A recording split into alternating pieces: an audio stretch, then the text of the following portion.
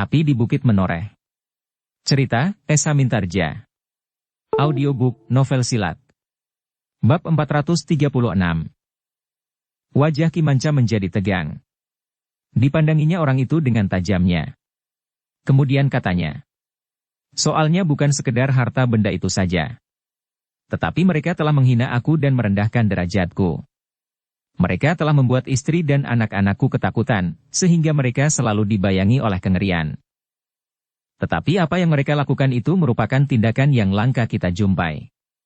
Betapapun sulitnya mereka menjual barang-barang itu, ataupun tidak akan tenang untuk memilikinya, namun mereka akan dapat menyembunyikannya dan menjualnya pada satu kesempatan. Seandainya tidak, sedangkan barang-barang itu tetap dalam persembunyian, maka kau juga tetap kehilangan. Tetapi sekarang barang-barang yang berharga itu sudah kembali ke tanganmu. Kau telah mendapatkan kekayaanmu kembali. Apalagi? Cukup, bentak orang kaya itu. Aku sudah mengupahmu. Nah, kau harus menepati perjanjian kita. Atau kau takut terhadap ketiga orang di antara sekelompok perang yang semalam datang ke rumahku itu? Ki Manca, kau selalu menilai apapun dengan uang. Kau selalu menganggap bahwa dengan uang kau dapat berbuat apa saja. Lalu apa maumu? Menaikkan upahmu? Tidak, jawab orang itu. Karena aku sudah kau upah, maka aku akan menurut perintahmu. Menangkap atau membunuh ketiga orang itu, atau apa? Tetapi dengar, Ki Manca. Setelah barang-barang itu nanti kembali kepadamu, aku akan merampokmu dan membawa barang-barang itu. Aku tidak berkeluarga. Tidak mempunyai anak dan tidak pula istri dan saudara. Aku dapat melarikan diri kemana saja. Wajah orang itu menjadi merah. Kemudian sambil berpaling kepada kedua orang upahannya yang lain, ia berkata lantang. Aku berharap kau dapat menyelesaikan persoalan ini. Aku akan membayar upahmu lebih tinggi. Tetapi salah seorang dari keduanya menjawab. Saudara tertua kami akan menentukan, apa yang harus kami lakukan, jika ia ingin merampok harta benda itu, maka kami akan melakukannya. Senang sekali memiliki harta benda sebanyak itu. Orang itu benar-benar menjadi bingung. Ternyata bahwa orang-orang yang telah diupahnya itu tidak mau melakukan perintahnya, bahkan seandainya upahnya dinaikkan sekalipun. Sementara itu, orang yang diupahnya, yang pertama kali menolak perintahnya itu berkata, renungkan, Ki Manca. Jika orang-orang miskin itu masih menghargai kejujuran lebih tinggi dari harta bendamu, bagaimana dengan kau Ki Manca? Ki Manca itu pun termangu-mangu sejenak. Dipandanginya Agung Sedayu, orang yang benar-benar telah merampok rumahnya, dan Gelagah Putih yang masih muda itu. Kemudian dipandanginya ketiga orang pengawalnya itu sambil berkata, beruntunglah kalian, karena orang-orang yang telah aku upah tidak mau melakukan perintahku untuk memaksa kalian menunjukkan di mana uangku itu kalian sembunyikan. Ini satu penyelesaian yang sangat tidak baik bagi semua pihak.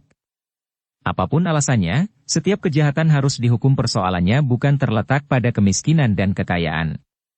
Tetapi seseorang yang telah bersalah, harus dihukum. Aku setuju Kisanak, berkata Agung Sedayu. Jika Kisanak menemukan orang yang telah mengambil barang-barang itu dengan paksa di rumahmu, orang itu memang harus dihukum. Tetapi kau tidak dapat menuduh orang yang tidak pernah melakukan kesalahan itu. Persetan dengan kau. Pada suatu saat kau akan menyesal. Agung Sedayu tidak menjawab lagi. Agaknya memang tidak ada gunanya ia berselisih dengan orang yang memiliki harta benda yang nilainya sangat tinggi itu. Kepada salah seorang di antara ketiga orang upahannya orang itu berkata, pulanglah. Ambil pedati. Jangan ribut, agar tidak setiap orang keluar dari rumahnya untuk menonton barang-barangku yang akan aku bawa pulang itu. Orang itu tidak menjawab. Ia pun kemudian melangkah meninggalkan tepian untuk mengambil pedati di rumah orang yang semalam telah dirampok itu. Dalam pada itu, Agung Sedayu pun berkata, Kisanak. Kami telah mengembalikan barang-barang Kisanak, kecuali uang. Karena itu, maka kami mohon diri. Persetan dengan kalian, geram orang itu. Tetapi jika kalian ingin mencoba sekali lagi merampok rumahku, maka kepala kalian akan kami penggal. Agung Sedayu menarik nafas dalam-dalam. Katanya, kau benar-benar telah membuat jantungku berdebaran. Sudah berkali-kali aku katakan, aku tidak merampok rumahmu. Siapa yang akan percaya kepada mulutmu, bentak orang itu. Sementara itu, salah seorang dari orang upahan Ki Manca itu berkata, "Aku percaya Kisanak, kau bukan orang yang telah merampok rumah Ki Manca." "Diam kau," bentak Ki Manca. "Aku mengupahmu tidak untuk turut memfitnah aku. Aku berkata sesuai dengan nuraniku." "Cukup. Mulai besok, kalian bertiga tidak lagi aku perlukan. Aku akan mengupah orang yang lebih mengerti tentang kewajibannya daripada menerima upahnya." "Terima kasih, Ki Manca, bahwa sejak besok aku tidak lagi harus melakukan pekerjaan yang tidak sesuai dengan nuraniku," jawab orang itu. Meskipun demikian orang itu pun berkata, "Tetapi aku akan menyelesaikan tugasku hari ini." Agung Sedayu menarik nafas dalam-dalam. Ternyata tidak semua orang yang mendapat upah karena jasa kemampuannya selalu orang-orang yang berlatar belakang kehidupan yang jahat. Ternyata orang-orang upahan Ki Manca itu memiliki nilai kemapanan jiwani yang tinggi. Mereka tidak asal saja melakukan pekerjaan apapun juga asal mendapatkan upah yang cukup. Namun dalam pada itu, Ki Manca itu masih saja berkata kasar. "Nah, kalian para perampok, berbahagialah kalian, karena masih ada orang yang melindungi kalian. Tetapi pada kesempatan lain, jika aku menemukan kalian, maka kalian akan menyesali tingkah laku kalian." Ternyata Gelagah Putihlah yang tidak tahan lagi. Karena itu, setelah ia menahan diri beberapa lama, meledaklah isi dadanya. "Ki Manca, aku peringatkan, jangan terus-menerus menuduh bahwa kami telah merampokmu semalam. Tuduhan itu sangat menyakitkan hati. Kami dapat menahan diri untuk beberapa lama. Tetapi pada suatu saat kesabaran kami akan sampai ke batas." Telinga Ki Manca menjadi merah mendengar kata-kata Gelagah Putih itu. Dengan lantang ia pun berkata, "Heh, kau mau apa anak jahanam? Kalau kesabaranmu habis, lalu kau mau apa? Kau yang masih begitu muda sudah pula berani merampok. Apalagi besok jika umurmu sudah setua perampok dan penipu ulung ini." Dada Gelagah Putih ternyata tidak dapat dikekang lagi. Sebelum jantungnya sendiri meledak, maka tiba-tiba saja Gelagah Putih itu berdiri tegak menghadap ke arah barang-barang berharga yang teronggok di tepian itu. "Gelagah Putih, jangan," cegah Agung Sedayu. Tetapi Agung Sedayu terlambat. Gelagah Putih telah menghentakkan tangannya menghadap ke arah barang-barang berharga itu. Seleret sinar memancar dari telapak tangannya, meluncur deras dengan kecepatan yang sangat tinggi. Sinar itu pun dengan cepatnya menyambar pasir tepian, sejengkal dari setumpuk barang-barang berharga itu. Sebuah ledakan telah terjadi. Semua orang yang berdiri di sekitar benda-benda berharga itu terkejut. Bahkan Ki Manca yang berdiri di paling dekat telah terlempar beberapa langkah dan jatuh berguling di tepian berpasir. Sementara itu, harta benda yang harganya seakan-akan tidak terhitung itu telah berhamburan berserakan di tepian. Semua orang yang berada di tepian itu terkejut. Orang yang semalam telah merampok rumah Ki Manca itu menjadi gemetar. Sementara itu Ki Manca sendiri dengan susah payah berusaha untuk bangkit berdiri. Tetapi seperti orang yang merampok rumahnya itu, ia pun menjadi gemetar. Gelagah Putih yang marah itu kemudian berkata, "Ki Manca, jika kau masih menuduh kami merampok rumahmu, maka berikutnya aku akan mengarahkan ilmuku ke kepalamu. Aku ingin melihat kepalamu yang penuh dengan kedengkian dan ketamakan itu meledak." "Tidak. Tidak Kisanak." Ki Manca benar-benar menjadi ketakutan. "Aku tidak akan menuduhmu lagi. Sekali lagi aku ingin menjelaskan kepadamu bahwa aku tidak berkepentingan dengan barang-barangmu. Jika aku ingin merampok, aku dapat merampok bangsal perbendaharaan Kadipaten Pati, atau Pajang atau bahkan Istana Panembahan Senapati di Mataram. Buat apa aku merampok sejumput harta bendamu yang tidak berharga itu? Aku mohon maaf Kisanak. Aku minta ampun. Sekarang, kumpulkan barang-barangmu yang berserakan itu, atau aku akan menghamburkannya sekali lagi." Ki Manca itu benar-benar menjadi ketakutan. Ia pun kemudian telah memungut barang-barangnya yang berserakan. Kepada kedua orang yang diupahnya itu ia berkata, "Tolong, kumpulkan barang-barangku." Kedua orang itu menarik nafas dalam-dalam. Ternyata mereka tidak menolak, membantu Ki Manca mengumpulkan barang-barangnya yang berhamburan. "Ternyata kalian benar," berkata Ki Manca kepada kedua pengawalnya. Sambil merangkak di tepian untuk mengumpulkan barang-barang yang berserakan itu, salah seorang pengawalnya berkata, "Satu pengalaman yang menarik bagi Ki Manca." Ya, sahut Ki Manca dengan suara bergetar. Yang kemudian menjadi perhatian Ki Manca pertama-tama adalah dua kerisnya. Hatinya menjadi sedikit tenang bahwa kedua keris yang dianggapnya bertuah itu telah diketemukan. Agung Sedayu berdiri termangu-mangu sambil mengusap dadanya. Tetapi ia tidak dapat menyalahkan Gelagah Putih yang muda itu. Nampaknya darahnya cepat menggelegak setelah beberapa hari anak muda itu menempuh perjalanan yang menegangkan. Perasaan letih dan gelisah membuat Gelagah Putih menjadi cepat marah. Beberapa saat Agung Sedayu, Gelagah Putih dan orang yang benar-benar merampok rumah Ki Manca itu menunggui Ki Manca dan kedua orang upahnya mengumpulkan harta bendanya. Ki Manca tidak mempersoalkan lagi, apakah harta bendanya itu dapat dikumpulkannya seluruhnya. Namun menurut penglihatan Agung Sedayu dan Gelagah Putih, setidak-tidaknya sebagian besar dari harta benda itu dapat dikumpulkannya kembali. Sekarang, kami akan pergi, berkata Gelagah Putih. Mudah-mudahan rumahmu tidak akan dirampok lagi. Ki Manca termangu-mangu sejenak. Dengan suaranya yang masih gemetar ia berkata, "Aku mengucapkan terima kasih, Kisanak. Aku mohon maaf atas keterlanjuranku." Gelagah Putih tidak menghiraukannya. Tetapi ia pun kemudian berkata kepada Agung Sedayu, "Marilah Kakang. Kita tinggalkan tempat ini sebelum aku benar-benar kehilangan kendali." Aku muak melihat wajah orang itu. Agung Sedayu menarik nafas dalam-dalam. Tetapi ia pun mengangguk sambil menjawab, "Baiklah. Kita akan meneruskan perjalanan kita." Agung Sedayu pun kemudian memberi isyarat kepada orang yang semalam merampok di rumah Ki Manca, agar ia pun mengikuti pula pergi meninggalkan tempat itu. Ketika Agung Sedayu dan Gelagah Putih melangkah pergi, maka berlari-lari kecil orang yang telah merampok rumah Ki Manca itu mengikuti mereka.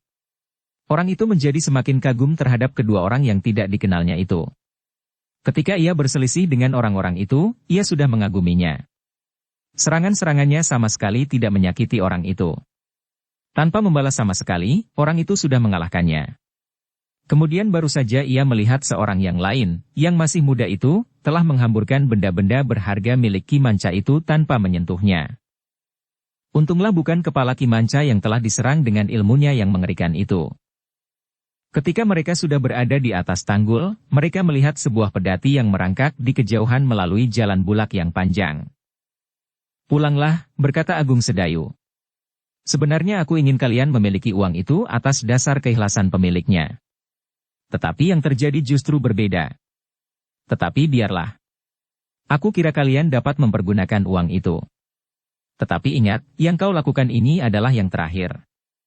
Apapun alasannya, merampas milik orang lain dengan kekerasan itu tetap merupakan kesalahan." Orang itu mengangguk sambil menjawab, "Ya, Kisanak. Kami telah menjadi sangat bingung karena tekanan kesulitan yang rasa-rasanya sudah tidak teratasi. Tetapi ingat, cara yang kau tempuh semalam merupakan kesalahan yang besar," berkata Agung Sedayu kemudian. Orang itu mengangguk-angguk. Katanya, "Aku berjanji Kisanak. Aku tidak akan melakukannya lagi. Sebenarnya telah agak lama aku hentikan kegiatan itu. Tetapi ketika kami, beberapa orang yang tertekan oleh beban kehidupan, berkumpul dan saling mengeluh, maka niat buruk itu tiba-tiba telah muncul kembali." Agung Sedayu mengangguk-angguk. Katanya, "Lakukan kerja yang lain, yang pantas kalian lakukan. Kalian masih kuat untuk bekerja keras." Orang itu menarik nafas dalam-dalam. Katanya, "Baiklah, Kisanak. Aku akan mengingat pesanmu. Sekarang pulanglah. Di mana kau tinggal? Jika Kisanak tidak berkeberatan, aku mohon singgah barang sebentar di rumahku. Aku akan mempunyai kebanggaan tersendiri jika Kisanak berdua sudi menginjakkan kaki di halaman rumahku. Meskipun rumahku jelek dan di rumah aku sudah tidak mempunyai apa-apa lagi, tetapi aku akan dapat menyuguhkan beberapa buah kelapa muda bagi Kisanak." Agung Sedayu dan Gelagah Putih tidak menolak. Mereka mengikuti orang itu menuju ke pedukuhannya yang memang agak jauh. Ketika Agung Sedayu dan Gelagah Putih berada di rumah orang itu, mereka melihat betapa sulitnya kehidupan orang itu. Sekotak sawah yang digarapnya, tidak mampu menjadi tumpuan hidup mereka sekeluarga, karena sebagian dari hasilnya harus diserahkan sebagai persembahan. Agung Sedayu dan Gelagah Putih yang duduk di serambi rumah orang itu sempat minum air kelapa muda. Sementara itu, Agung Sedayu berdesis, Akibat perang memang sangat luas. Gelagah Putih mengangguk-angguk katanya. Tetapi perang itu tidak pernah berhenti. Seakan-akan perang memang menjadi hiasan bagi pergaulan hidup manusia. Ya, sahut Agung Sedayu. Orang yang paling benci berperang pun pada suatu saat telah terdorong untuk terjun ke medan. Keduanya pun terdiam ketika orang yang mempersilahkan keduanya singgah itu datang menemuinya. Beberapa saat Agung Sedayu dan Gelagah Putih duduk di serambi rumah itu. Agung Sedayu yang melihat halaman rumah orang itu cukup luas berkata, "Kau dapat mengambil hasil halaman rumah serta kebunmu untuk membantu memenuhi kebutuhanmu sehari-hari." "Ya, Kisanak, aku menanam ketela di kebun belakang. Di sepanjang pagar itu aku tanami ubi panjang dan gembili." Ketika Agung Sedayu dan Gelagah Putih minta diri, orang itu menahannya. Katanya, "Aku sedang merebus ketela pohon yang aku cabut di kebun belakang." Agung Sedayu dan Gelagah Putih tidak menolak. Mereka cukup sabar menunggu ketela pohon itu masak. Demikianlah, beberapa saat kemudian setelah Agung Sedayu dan Gelagah Putih mendapat hidangan ketela yang direbus dengan santan dan garam, keduanya pun minta diri. Sejenak kemudian, Agung Sedayu dan Gelagah Putih telah melanjutkan perjalanan mereka menuju ke Mataram. Betapapun mereka menyadari bahwa akibat perang itu ternyata sangat luas mencekam kehidupan orang banyak, namun mereka akan kembali ke Mataram untuk memberikan laporan bahwa perang akan berlanjut. Agung Sedayu dan Gelagah Putih memang tidak melihat jalan lain yang dapat dipilih oleh Mataram kecuali datang ke Pati, menghentikan kegiatan Pati yang akan menjadi semakin berbahaya. Semakin baik persiapan Pati untuk mengulangi serangannya ke Mataram, maka perang pun akan menjadi semakin menakutkan. Karena itu, maka satu-satunya jalan adalah menghentikan kesiagaan Pati untuk menciptakan perang baru yang lebih dahsyat. Untuk mencegah perang yang lebih besar, maka harus ditempuh dengan jalan perang pula. Perjalanan selanjutnya tidak banyak lagi menemui babatan. Tetapi sepanjang jalan, Agung Sedayu dan Gelagah Putih melihat betapa kehidupan menjadi semakin sulit. Bahkan ketika Agung Sedayu memasuki daerah yang mengakui kuasa Mataram, keadaannya tidak jauh berbeda. Sementara itu, orang-orang yang tinggal di perbatasan yang samar dari daerah yang mengakui kuasa Pati dan kuasa Mataram, tidak merasakan kerusuhan itu secara langsung. Seorang anak yang tinggal di padukuhan yang berada di daerah yang mengakui kuasa Mataram, masih selalu mengunjungi orang tuanya yang tinggal di daerah yang mengakui kuasa Pati. Dalam suasana perang, masih juga ada seorang jejaka yang menikah dengan perawan dari daerah kuasa yang berbeda, tanpa merasa terganggu oleh batas wilayah itu. Tetapi Mataram dan Pati telah mempersiapkan diri untuk berperang. Demikianlah, Agung Sedayu dan Gelagah Putih semakin lama menjadi semakin dekat dengan Mataram. Meskipun demikian, mereka masih harus bermalam semalam lagi di perjalanan. Tetapi jarak mereka dengan Mataram sudah tidak terlalu jauh lagi. Besok jarak itu akan dapat ditempuh tidak sampai matahari bertengger di puncak lagi. Namun demikian, Agung dan Gelagah Putih ingin beristirahat di perjalanan. Keduanya yang kemudian bermalam di sebuah banjar padukuhan, ternyata masih juga mendengar keluhan-keluhan sebagai akibat terjadinya perang. Beberapa orang anak muda yang terpanggil untuk ikut memperkuat pasukan Mataram, masih juga belum pulang. Ternyata daerah yang berkiblat kepada Mataram dan daerah yang berkiblat kepada Pati, mempunyai keluhan yang sama. Laki-laki terbaik di padukuhan mereka masih belum kembali, sementara mereka harus menyerahkan persembahan untuk mendukung kegiatan perang. Tetapi perang masih akan tetap membayangi kehidupan manusia, yang saling berperang karena perbedaan kepentingan. Tetapi dapat juga terjadi karena persamaan kepentingan. Ketika hari baru kemudian terbit, Agung Sedayu dan Gelagah Putih pun bersiap melanjutkan perjalanannya. Setelah mengucapkan terima kasih kepada orang yang bertugas menjaga banjar Kademangan itu, maka Agung Sedayu dan Gelagah Putih minta diri. "Hati-hati di perjalanan Kisanak," berkata penjaga banjar itu. Kesulitan hidup membuat orang-orang yang terhimpit oleh keadaan melakukan perbuatan yang kadang-kadang di luar kehendaknya sendiri. "Terima kasih," jawab Agung Sedayu. "Semoga perjalanan kami tidak menemui kesulitan." Demikianlah, dalam perjalanan yang sudah hampir sampai di ujungnya itu, Agung Sedayu dan Gelagah Putih melihat suasana di pedesaan yang lesu. Ketika mereka melewati sebuah pasar, pasar itu nampaknya tidak seramai pada hari-hari yang lepas dari bayangan perang, meskipun perang itu sendiri tidak menjamah daerah itu. Perjalanan Agung Sedayu dan Gelagah Putih memang sudah tidak terlalu panjang lagi. Tetapi untuk memasuki kota raja, keduanya merasa perlu untuk sedikit berbenah diri. Karena itu, keduanya telah menyempatkan diri untuk mencuci baju mereka di sebuah sungai kecil, menjemurnya di terik matahari dan kemudian memakainya kembali. Ternyata mereka memasuki pintu gerbang kota setelah lewat tengah hari. Agung Sedayu dan Gelagah Putih melihat kehidupan di kota raja itu tidak banyak berbeda dari kehidupan sehari-hari sebelum perang terjadi. Namun mereka melihat kesiagaan yang cukup tinggi. Mereka melihat para prajurit yang bertugas di tempat-tempat yang penting. Kita pergi kemana, Kakang? Apakah kita akan langsung menghadap di istana, atau kita akan menemui orang lain? Bertanya Gelagah Putih.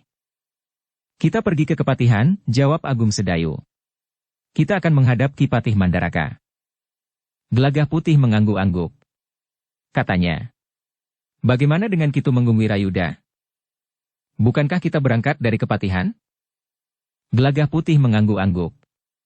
Tetapi tiba-tiba saja ia bertanya, bagaimana dengan kuda-kuda kita? Agung Sedayu tersenyum. Katanya, kuda-kuda itu tidak akan hilang. Sesudah kita melaporkan hasil perjalanan kita akan pergi mengambil kuda-kuda itu. Meskipun kita masih harus menempuh perjalanan yang cukup panjang, tetapi tentu tidak sepanjang perjalanan kita ke Pati. Sementara itu, perjalanan kita kemudian adalah perjalanan tamasya, tidak mengalami ketegangan di perjalanan. Kita justru akan dapat menyegarkan kembali jiwa kita yang letih. Gelagah Putih hanya mengangguk-angguk saja, meskipun sebenarnya bukan saja jiwanya yang letih, tetapi juga wadaknya. Apalagi setelah lama ia meninggalkan tanah perdikan Menoreh, rasa-rasanya ia sudah sangat ingin segera kembali pulang.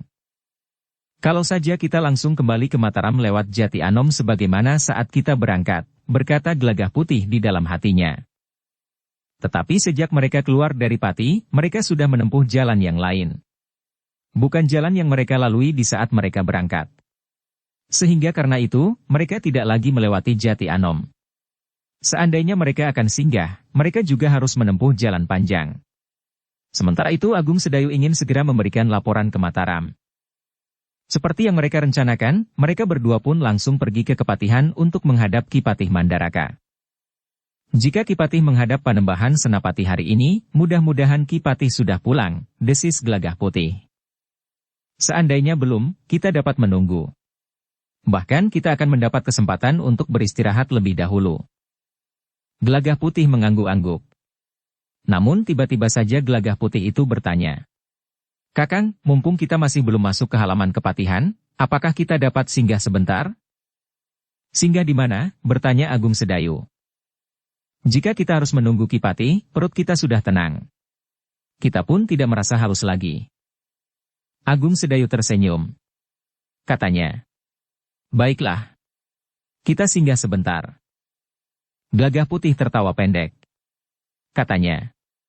Rasa-rasanya ingin makan dan minum dengan tenang dan tidak terganggu, sementara selera minuman dan makanannya sesuai dengan selera kita. Agung Sedayu pun tertawa pula. Katanya. Kau ingin bermanja-manja lagi? Sekali-sekali, Kakang, jawab Gelagah Putih. Demikianlah, mereka pun kemudian masuk ke sebuah kedai yang tidak terlalu besar, tetapi juga tidak terlalu kecil. Kedai yang cukup bersih dan cukup banyak dikunjungi orang. Ketika keduanya memasuki kedai itu, beberapa pasang mata telah memandangi mereka. Bahkan juga pemilik kedai itu seakan-akan menjadi heran melihat mereka masuk. Tetapi Agung Sedayu dan Gelagah Putih tidak menyadari akan hal itu. Mereka masuk saja ke ruang yang memang agak luas dan duduk di sebuah lincak bambu. Wajah pemilik kedai itu nampak berkerut. Ia sendiri merasa segan untuk datang menanyakan apakah yang akan dipesan oleh kedua orang tamunya itu. Karena itu, disuruhnya saja seorang pelayan datang kepada Agung Sedayu dan Gelagah Putih untuk menanyakannya. Ternyata Gelagah Putih yang masih saja merasa letih segala-galanya itu, ingin memesan sesuatu yang terbaik untuk menyegarkan dirinya. Kakang, aku ingin wedang jahe dengan gula kelapa, dan makan nasi dengan mangut lele. Agung Sedayu tersenyum. Katanya, kau masih senang ikan lele. Sebaiknya kau cari saja sendiri dengan peliridanmu itu. Gelagah Putih tertawa. Katanya, Demikian aku pulang ke tanah perdikan, aku akan mulai lagi dengan peliridanku. Agung Sedayu tertawa tertahan. Tetapi Gelagah Putih membiarkan suara tertawanya lepas. Rasa-rasanya sudah terlalu lama ia tidak tertawa. Tetapi beberapa orang telah berpaling kepadanya. Seorang yang berpakaian bersih dan rapi berdesis. Orang-orang melarat dan kasar seperti itu tidak pantas berada di kedai ini. Jika hal seperti ini sering terjadi, maka kedai ini akan banyak kehilangan langganan. Kawannya mengangguk-angguk. Katanya, orang-orang kumal seperti itu sebaiknya tidak boleh masuk kemari. Sementara itu, pelayan kedai itu pun telah menyampaikan pesanan Agung Sedayu dan Gelagah Putih. Agung Sedayu pun ikut pula memesan mangut lele dan wedang jahe. Tetapi pemilik kedai itu berkata kepada pelayannya, sampaikan kepada mereka bahwa mangut lele termasuk hidangan yang mahal di sini. Kenapa mereka tidak memesan botok melanding atau megana saja? Tetapi mereka memesan mangut lele, jawab pelayan itu. Aku khawatir bahwa mereka akhirnya tidak sanggup membayar, berkata pemilik kedai itu. Pelayan itu pun kemudian mendatangi Agung Sedayu dan Gelagah Putih untuk menyampaikan pesan pemilik kedai itu. Gelagah Putih benar-benar tersinggung oleh pertanyaan itu. Namun Agung Sedayu yang cepat tanggap, segera menggamitnya sambil menjawab. Ya, Kisanak. Kami memang memesan mangut lele. Kami sudah menabung bertahun-tahun untuk sekedar dapat menikmati mangut lele di kedai ini. Pelayan itu termangu-mangu sejenak. Memang tidak masuk akal bahwa seseorang menabung bertahun-tahun untuk dapat membeli mangut lele. Tetapi pelayan itu tidak menjawab. Ia pun segera kembali kepada pemilik kedai itu serta menyampaikan jawab Agung Sedayu itu. Persetan dengan pengemis-pengemis itu, geram pemilik kedai yang menjadi kesal, tetapi tidak dapat mengusir kedua orang yang meskipun masih nampak muda, tetapi pakaiannya yang lusuh serta wajah mereka yang letih, rasa-rasanya mengganggu kebersihan kedai itu. Ketika pelayan kedai itu sudah pergi, Agung Sedayu pun berkata kepada Gelagah Putih. Ada satu hal yang kita lupa. Tentang apa? Bertanya Gelagah Putih. Kita akan menghadap Ki Patih Mandaraka. Pakaian kita nampak lusuh dan kotor. Kita baru saja mencucinya, jawab Gelagah Putih. Tetapi pada dasarnya pakaian kita nampak tua, jelek dan sobek, sehingga mereka yang ada di kedai ini dan bahkan pemilik kedai ini merasa terganggu. Ketika kita masuk tadi, aku lupa menyadari kenyataan itu. Tetapi kita sudah duduk di dalam. Sebaiknya kita tidak menghiraukan orang-orang itu.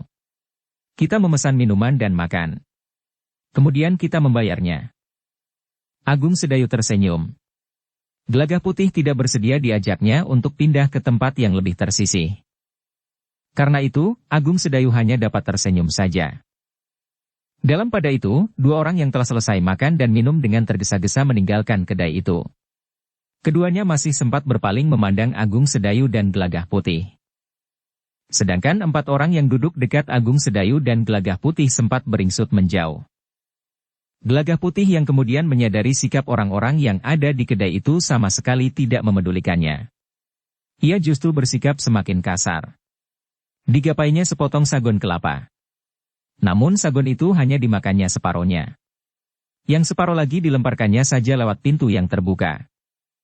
Ini bukan sagon kelapa, katanya. Tetapi sagon ampas kelapa. Orang-orang yang ada di kedai itu berpaling memandangnya. Tetapi Gelagah Putih menjadi semakin acuh saja. Nampaknya semakin siang, kedai itu pun menjadi semakin banyak dikunjungi orang. Agaknya memang sudah waktunya makan siang, sehingga tempat duduk yang disediakan pun menjadi semakin banyak terisi. Kehadiran Agung Sedayu dan Gelagah Putih di kedai itu nampaknya memang membuat beberapa orang menjadi tidak senang. Pada umumnya, orang-orang yang masuk ke dalam kedai itu adalah orang-orang yang nampak bersih, tertib, yang agaknya bukan dari tataran bawah dalam kehidupan di lingkungannya. Ketika seorang yang tubuhnya agak gemuk, berkumis tipis bersama 3 orang memasuki kedai itu dan melihat Agung Sedayu dan Gelagah Putih sibuk dengan minuman dan makanan, sementara di hadapannya masih terdapat mangkuk berisi duri-duri ikan lele, ia pun berkata kepada pemilik kedai itu. Heh, sejak kapan kau berbaik hati memberikan tempat kepada orang-orang seperti ini? Pemilik kedai yang pada dasarnya memang tidak senang melihat kehadiran kedua orang itu pun kemudian menjadi tidak tahan lagi. Dengan wajah yang geram ia mendekati Agung Sedayu dan Gelagah Putih sambil berkata, Jika kalian sudah selesai makan, pergilah. Orang lain akan duduk dan makan di sini. Silakan, jawab Gelagah Putih. Aku tidak pernah melarang mereka duduk dan makan di sini. Kenapa? Bukankah masih ada tempat duduk yang kosong di sebelah ini? Mereka tidak ingin duduk di sebelah kalian berdua. Mereka orang-orang yang bersih dari tatanan kehidupan yang tertib. Kalau kami, bertanya Gelagah Putih. Sudahlah. Pergilah, berkata pemilik kedai itu. Jika kalian tidak mau pergi, kami akan mengusir kalian dengan kekerasan. Orang yang bertubuh gemuk dan berkumis tipis itu pun melangkah mendekati Agung Sedayu dan Gelagah Putih. Demikian pula ketiga orang kawannya. Bahkan dua orang yang sudah ada di dalam pun berkata pula. Usir saja pengemis-pengemis buruk itu. Agung Sedayu menarik nafas dalam-dalam. Digamitnya Gelagah Putih. Tetapi ternyata Gelagah Putih masih menjawab. Aku berhak duduk di sini seperti orang-orang lain. Kedai ini milikku. Aku yang menentukan, siapakah yang boleh dan siapakah yang tidak boleh masuk.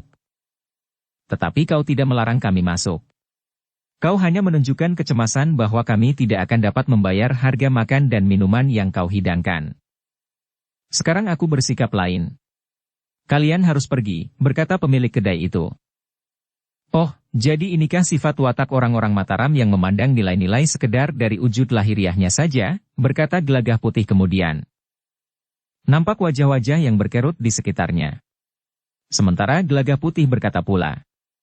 Heh, apakah kalian tidak tahu bahwa orang-orang seperti aku inilah yang telah mendukung tegaknya Mataram? Siapakah yang menyediakan makanan buat para prajurit? Jika sepanjang hari aku tersuruk-suruk di sawah agar sawahku menghasilkan padi yang dapat mendukung perjuangan para prajurit Mataram menghadapi Pati, apa yang telah kalian lakukan? Bekerja keras? Buat siapa? Seandainya kalian juga telah melakukannya, bukankah apa yang kami lakukan tidak lebih buruk daripada yang kalian lakukan? Sekarang kalian menganggap bahwa aku tidak berhak duduk bersama-sama dengan kalian karena kalian melihat wujud lahiriah kami. Kotor, kumal dan barangkali tidak mempunyai banyak uang. Tetapi aku berjanji untuk membayar harga makanan dan minuman kami. Pemilik kedua itu termangu-mangu sejenak. Namun seorang yang lain berkata, apakah aku harus mendengarkan igawanmu itu? Pergilah. Kau membuat mata kami sakit. Kau tidak usah bicara tentang dukungan terhadap perjuangan Mataram melawan Pati, karena kau tidak tahu apa yang sebenarnya terjadi. Tetapi kami harus menyerahkan sebagian hasil panen kami. Lalu, apa yang pernah kau serahkan? Kami membayar pajak, jawab orang itu. Kau kira kami tidak membayar pajak? Cukup, seorang yang bertubuh tinggi berdada bidang berkata. Pergilah kau dari tempat ini. Atau aku harus melemparkan kalian keluar. Agung Sedayu menjadi cemas. Gelagah Putih masih dipengaruhi oleh suasana tugas yang diembannya. Ketegangan masih meliputi perasaannya, sehingga jika ia terlepas dari kendali, akibatnya dapat menjadi rumit. Anak ini ingin makan dan minum dengan tenang setelah ia merasa berada di Mataram yang tidak langsung terpengaruh oleh suasana. Tetapi ternyata keadaannya sangat berbeda dengan keinginannya, berkata Agung Sedayu di dalam hatinya. Karena itu, ia pun kemudian berkata, baiklah Kisanak. Kami akan pergi. Berapa kami harus membayar? Pergi sajalah. Jika kalian cepat keluar, kalian tidak perlu membayar, berkata pemilik kedai itu. Gelagah Putih benar-benar merasa terhina. Kemarahan yang sudah menggunung di dalam dadanya, tiba-tiba saja telah meledak. Dengan tidak diduga, Gelagah Putih telah meraih mangkuk berisi sisa minumannya. Dengan serta-merta sisa minuman itu telah disiramkan ke wajah pemilik kedai itu. Pemilik kedai itu terkejut sekali, sehingga meloncat surut. Wajahnya yang tersiram wedang jahe itu terasa panas. Jantungnya terasa lebih panas lagi. Yang menjadi marah bukan hanya pemilik kedai itu. Orang yang bertubuh gemuk dan berkumis tipis itu pun menjadi sangat marah. Demikian pula orang yang bertubuh tinggi dan berdada bidang itu. Tanpa mengatakan sesuatu, orang itu dengan serta-merta telah memukul Gelagah Putih dari belakang. Gelagah Putih yang tidak menduga bahwa seorang telah memukul tengkuknya dari belakang, telah terdorong maju menimpa geledek bambu. Dahinya yang membentur sepotong bambu yang melintang terasa sakit. Tetapi ia tidak sempat memperbaiki keadaannya, ketika orang yang bertubuh agak gemuk itu menarik bajunya. Demikian Gelagah Putih berdiri, sebuah pukulan yang keras telah mengenai dadanya. Gelagah Putih terlempar ke pintu kedai. Tetapi Gelagah Putih sengaja menjatuhkan dirinya keluar dan berguling beberapa kali.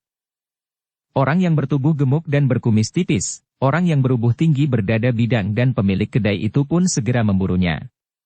Bahkan beberapa orang yang lain yang merasa sangat terganggu dengan kehadiran kedua orang itu pun telah mengejar pula ke halaman.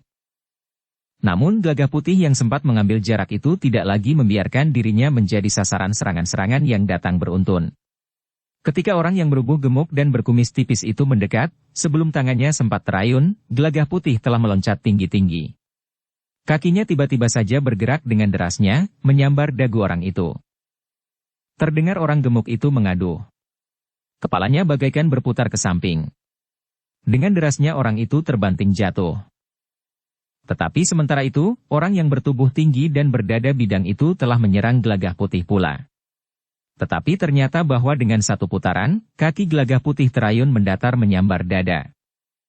Orang yang bertubuh tinggi dan berdada bidang itu pun telah terlempar pula. Tubuhnya terguling seperti sebatang pisang yang roboh, menimpa seorang laki-laki yang sudah siap untuk ikut menyerang. Orang yang bertubuh gemuk dan berkumis tipis itu sudah berusaha untuk bangkit. Namun dari sela-sela bibirnya darah telah mengalir. Dua giginya tanggal, sementara dagunya dicengkam oleh perasaan nyeri. Sedangkan orang yang bertubuh tinggi besar dan berdada bidang itu nafasnya menjadi sesak.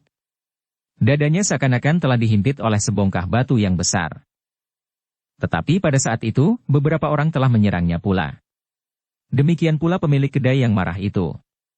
Wajahnya yang disiram dengan minuman itu masih terasa panas, sedang kedua matanya terasa amat pedih. Tetapi ternyata Gelagah Putih telah menjadi mapan. Karena itu, ia pun segera berloncatan dengan cepatnya. Beberapa orang yang berusaha membantu pemilik kedai itu pun segera mengalami kesulitan. Hampir semua orang telah dikenai oleh serangan Gelagah Putih. Seorang yang isi perutnya bagaikan bergulung-gulung dan menjadi sangat mual, tidak lagi dapat berbuat apa-apa selain memegangi perutnya. Seorang yang lain, tulang belakangnya serasa menjadi retak. Dalam waktu singkat Gelagah Putih telah berhasil menguasai keadaan. Beberapa orang lawannya tidak lagi mampu untuk bangkit dan melawan. Pemilik kedai itu bersama pelayannya yang setengah terpaksa, masih berkelahi dibantu oleh beberapa orang. Agung Sedayu sama sekali tidak mencampuri perkelahian itu. Agaknya Agung Sedayu juga ingin memberikan sedikit peringatan kepada orang-orang yang angkuh itu, agar mereka menyadari bahwa wujud lahiriah seseorang tidak selalu menjadi pertanda mutlak dari pribadi orang itu. Dalam pada itu, Gelagah Putih pun segera ingin menyelesaikan perkelahian itu. Ia tidak ingin melepaskan seorang pun dari mereka yang bergabung untuk memusuhinya.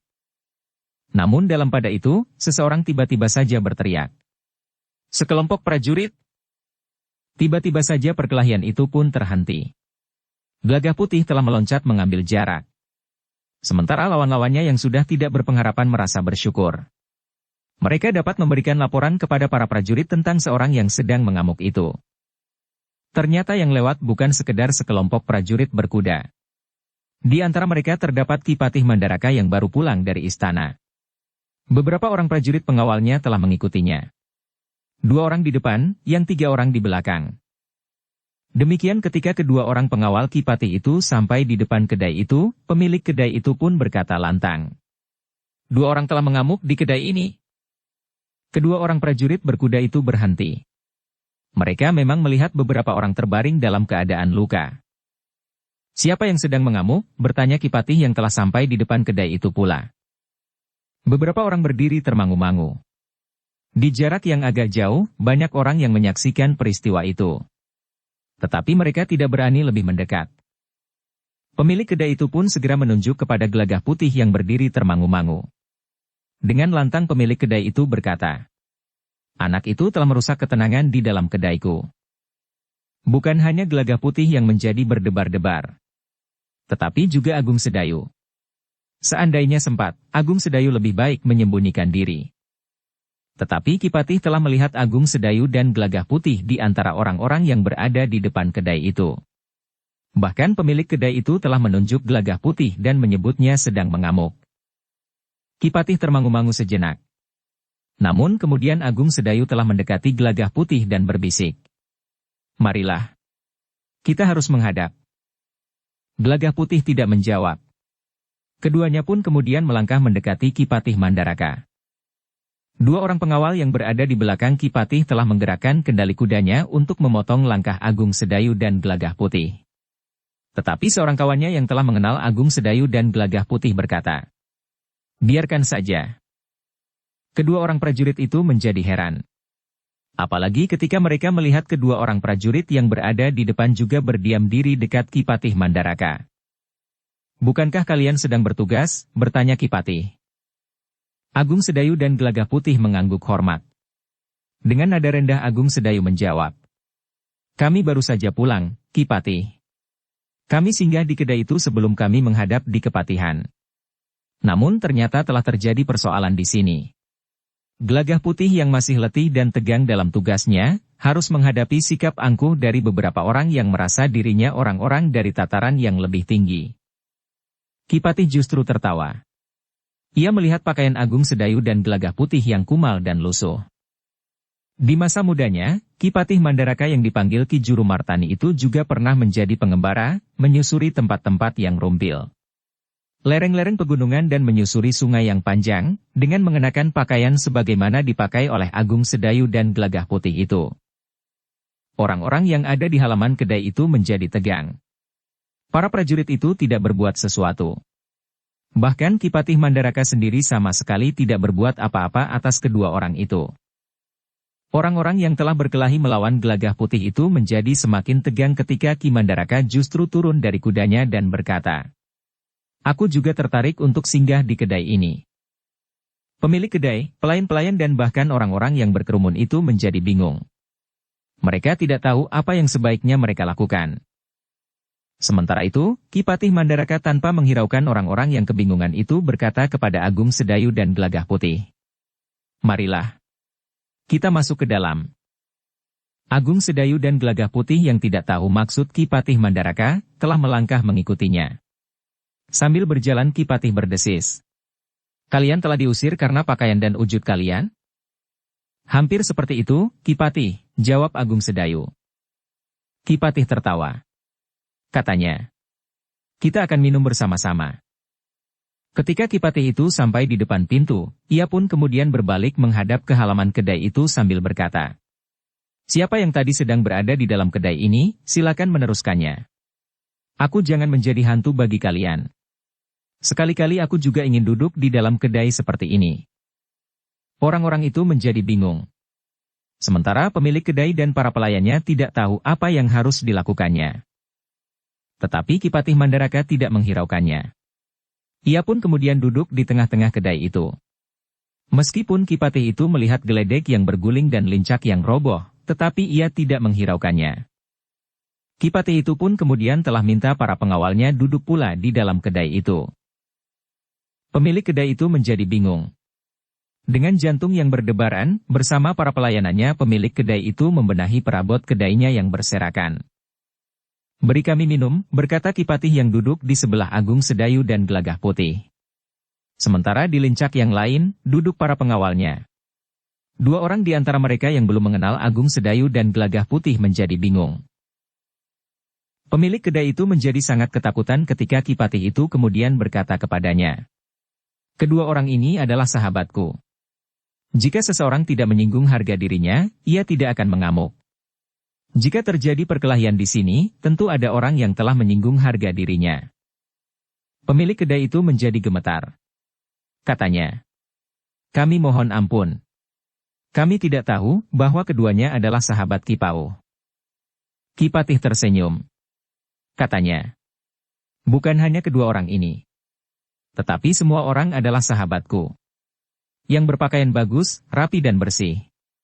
Tetapi juga yang berpakaian kotor, kumal dan lusuh." Pemilik kedai itu menjadi semakin gemetar. Sementara Ki Patih berkata, "Mana minum kami?" Dengan tergesa-gesa pemilik kedai itu menyiapkan minuman buat Ki Patih Mandaraka, para pengawalnya dan dua orang yang berpakaian kusut itu.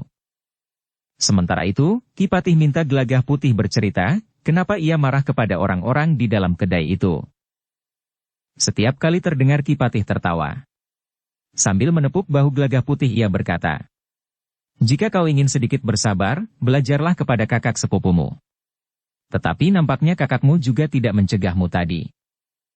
Aku memang membiarkan Gelagah Putih memberikan sedikit peringatan kepada orang-orang itu. Ki Patih tertawa semakin panjang. Pemilik kedai itu, orang-orang yang berada di halaman dan bahkan yang kesakitan, benar-benar menjadi gelisah. Ternyata kedua orang yang mereka anggap pengemis yang mengotori kedai itu begitu akrab dengan Ki Patih Mandaraka. Mereka yang sempat, diam-diam meninggalkan kedai itu. Tetapi mereka yang kesakitan, yang punggungnya bagaikan patah, yang perutnya menjadi sangat mual, yang nafasnya menjadi sesak, tidak segera dapat bangkit. Kawan-kawan mereka yang ingin menolong mereka mengalami kesulitan. Setiap kali orang-orang itu disentuh tubuhnya, mereka justru menyeringai menahan sakit. Ki Patih Mandaraka tidak terlalu lama berada di kedai itu, setelah meneguk minumannya, Ki Patih itu pun telah meninggalkan kedai itu. Kepada pemilik kedai itu, Ki Patih memberikan beberapa keping uang ketika ia melangkah ke halaman. "Ampun, Ki Patih. Uang ini terlalu banyak," berkata pemilik kedai itu. "Kau perlu membeli geledek dan lincak baru," jawab Ki Patih. Lalu katanya, "Nah, lain kali kalian jangan merendahkan derajat orang lain." "Ampun Ki Patih," pemilik kedai itu mengangguk hormat dalam-dalam. Sementara itu, orang-orang yang berada di halaman pun menjadi gelisah. Ki Patih ternyata telah mendekati orang-orang yang kesakitan dan tidak dapat meninggalkan tempatnya. Katanya, "Kalian akan segera sembuh. Sebaiknya kalian selalu ingat peristiwa ini. Orang yang kau usir itu adalah salah satu dari orang terbaik yang kita punyai sekarang ini." Orang-orang itu tidak menjawab. Tetapi jantung mereka berdenyut semakin cepat. Di halaman, Agung Sedayu pun kemudian berkata kepada Ki Patih Mandaraka, "Silakan Ki Patih mendahului. Dari sini, kami berdua akan langsung pergi ke Kepatihan untuk menghadap Ki Patih." Ki Patih mengangguk. Katanya, "Aku menunggu kalian." Demikianlah, Ki Patih pun segera meloncat ke punggung kudanya. Demikian pula para pengawalnya. Mereka pun segera meninggalkan tempat itu. Agung Sedayu dan Gelagah Putih berdiri termangu-mangu.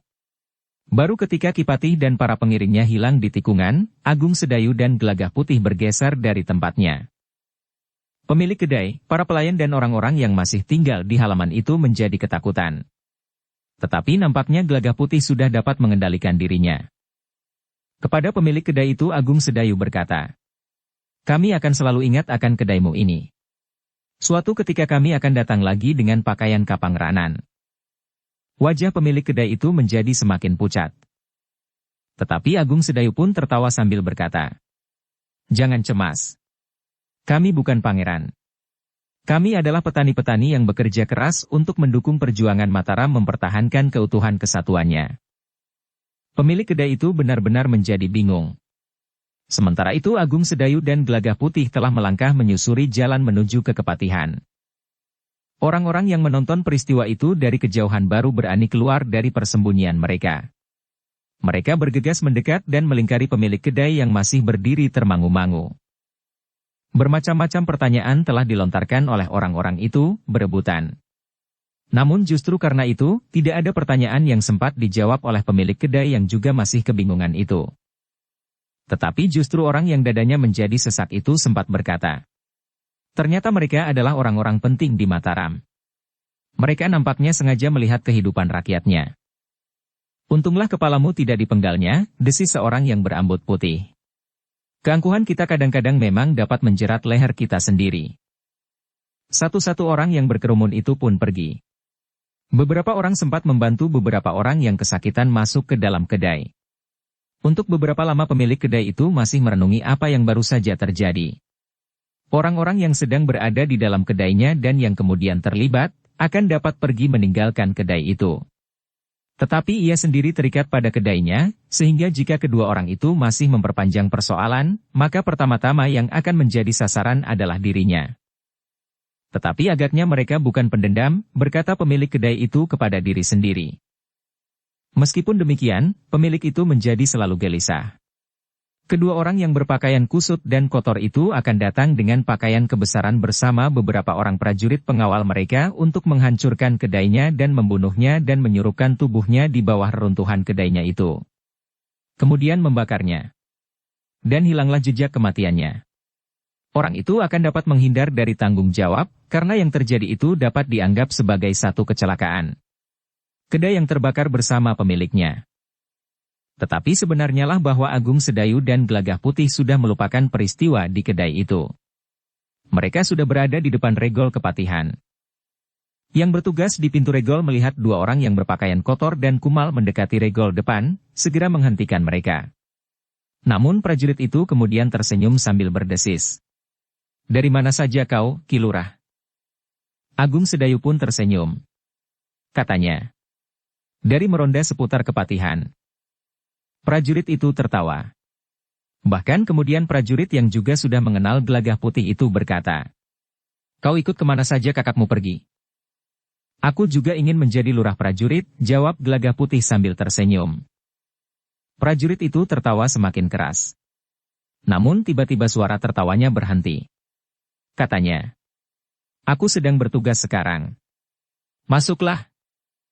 Agung Sedayu dan Gelagah Putih yang sudah sering berada di kepatihan itu pun segera masuk. Ketika mereka berada di depan pendapa, seorang abdi kepatihan telah menemui mereka sambil berkata, "Kisanak berdua, dipersilakan untuk pergi ke Gandok sebentar." Keduanya termangu-mangu sejenak. Mereka tidak terbiasa dipersilakan langsung ke Gandok. Jika mereka bermalam di kepatihan, mereka tidur di sebuah bilik di belakang. Tetapi keduanya tidak membantah. Diantar oleh abdi itu, keduanya pergi ke Gandok sebelah kiri. Ketika mereka memasuki bilik, maka mereka melihat pakaian lengkap dua pengadek. Nampaknya Ki Patih telah memerintahkan menyediakan pakaian yang baik dan bersih bagi keduanya. Agung Sedayu tersenyum. Katanya kepada abdi itu, "Terima kasih. Kalian berdua dipersilakan untuk pergi ke Pakiwan." Gelagah Putih pun tertawa pula. Di luar sadarnya ia mengamati pakaiannya yang kumal, kotor dan bahkan koyak. Ketika keduanya telah berbenah diri dan mengenakan pakaian yang disediakan oleh Ki Patih Mandaraka, maka keduanya telah menghadap. "Jika kalian masih merasa letih, sebaiknya kalian beristirahat lebih dahulu.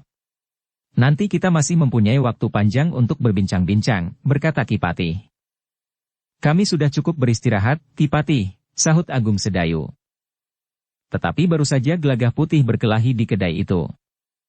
Gelagah Putih menundukkan kepalanya, tetapi ia tidak menjawab sama sekali. Yang kemudian menyahut adalah Agung Sedayu. Nampaknya Gelagah Putih sekedar ingin melepaskan ketegangan. Ki Patih tertawa. Katanya, "Aku mengerti." Agung Sedayu pun tertawa pula. Sementara Gelagah Putih masih tetap menundukkan kepalanya. "Jika demikian," berkata Ki Patih, "kita dapat berbincang. Kalian dapat bercerita tentang perjalanan kalian.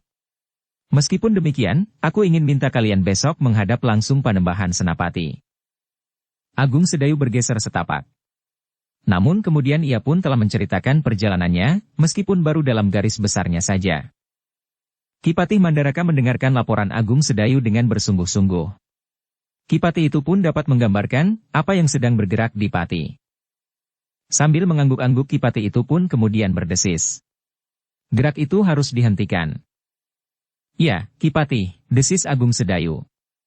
"Menurut pendapatku, semakin lama keadaan akan menjadi semakin gawat. Jika Pati menjadi semakin kuat, maka Mataram akan mengalami kesulitan yang lebih pahit lagi. Untuk meredakan gejolak yang terjadi di Pati itu kemudian, harus jatuh korban yang tidak terhitung lagi jumlahnya." "Mumpung masih belum terlambat," sahut Ki Patih Mandaraka. "Ya, Ki Patih. Semakin cepat semakin baik." Ki Patih pun mengangguk-angguk. Katanya kemudian, "Besok kita menghadap Panembahan Senapati. Sebaiknya hari ini kalian beristirahat di sini." "Terima kasih, Ki Patih," jawab Agung Sedayu. "Atau kalian ingin berjalan-jalan, membeli makanan dan minuman di kedai tanpa terganggu?" Agung Sedayu tertawa. Katanya, "Tidak Ki Patih. Kami benar-benar ingin beristirahat. Besok kami akan mengiringi Ki Patih menghadap Panembahan Senapati." Hari yang tersisa benar-benar telah dipergunakan untuk beristirahat oleh Agung Sedayu dan Gelagah Putih. Mereka dapat duduk di serambi, menikmati hidangan minuman hangat dan beberapa potong makanan. Mereka dapat berbicara tentang apa saja tanpa harus mengerutkan dahi dan tidak harus selalu membuat penilaian terhadap persoalan yang terjadi di sekitarnya. Tidak pula harus selalu berhati-hati setiap melangkahkan kaki. Agung Sedayu dan Gelagah Putih benar-benar merasa dapat mengendurkan syaraf-syarafnya yang tegang. Di malam hari keduanya dapat tidur dengan nyenyak di tempat yang bukan saja hangat, tetapi juga aman. Mereka tidak perlu bergantian berjaga-jaga. Meskipun demikian, Agung Sedayu dan Gelagah Putih memang sudah terbiasa bangun pagi-pagi. Karena itu, ketika fajar menyingsing keduanya telah selesai berbenah diri. Namun mereka justru merasa canggung bahwa tidak ada yang dapat mereka lakukan. Setiap kali mereka bermalam di kepatihan, di pagi hari mereka kadang-kadang digelisahkan oleh kecanggungan mereka itu. Hari itu, bersama-sama dengan Ki Patih Mandaraka, mereka akan menghadap Panembahan Senapati untuk memberikan laporan tentang perjalanan mereka ke Pati. Ternyata Panembahan Senapati telah menerima Ki Patih Mandaraka, Agung Sedayu dan Gelagah Putih secara khusus. Bertiga mereka menghadap Panembahan Senapati di Paseban Dalam, tanpa ada orang lain yang ikut hadir. Dengan jelas Agung Sedayu memberikan laporan perjalanannya bersama Gelagah Putih ke Pati. Beberapa kenyataan yang mereka lihat dan beberapa keterangan yang mereka dengar dari orang dalam, serta uraian dan kesimpulan yang telah mereka buat berdasarkan atas pengamatan mereka di dalam dan di luar kota Pati. Panembahan Senapati mendengarkan laporan Agung Sedayu dengan sungguh-sungguh.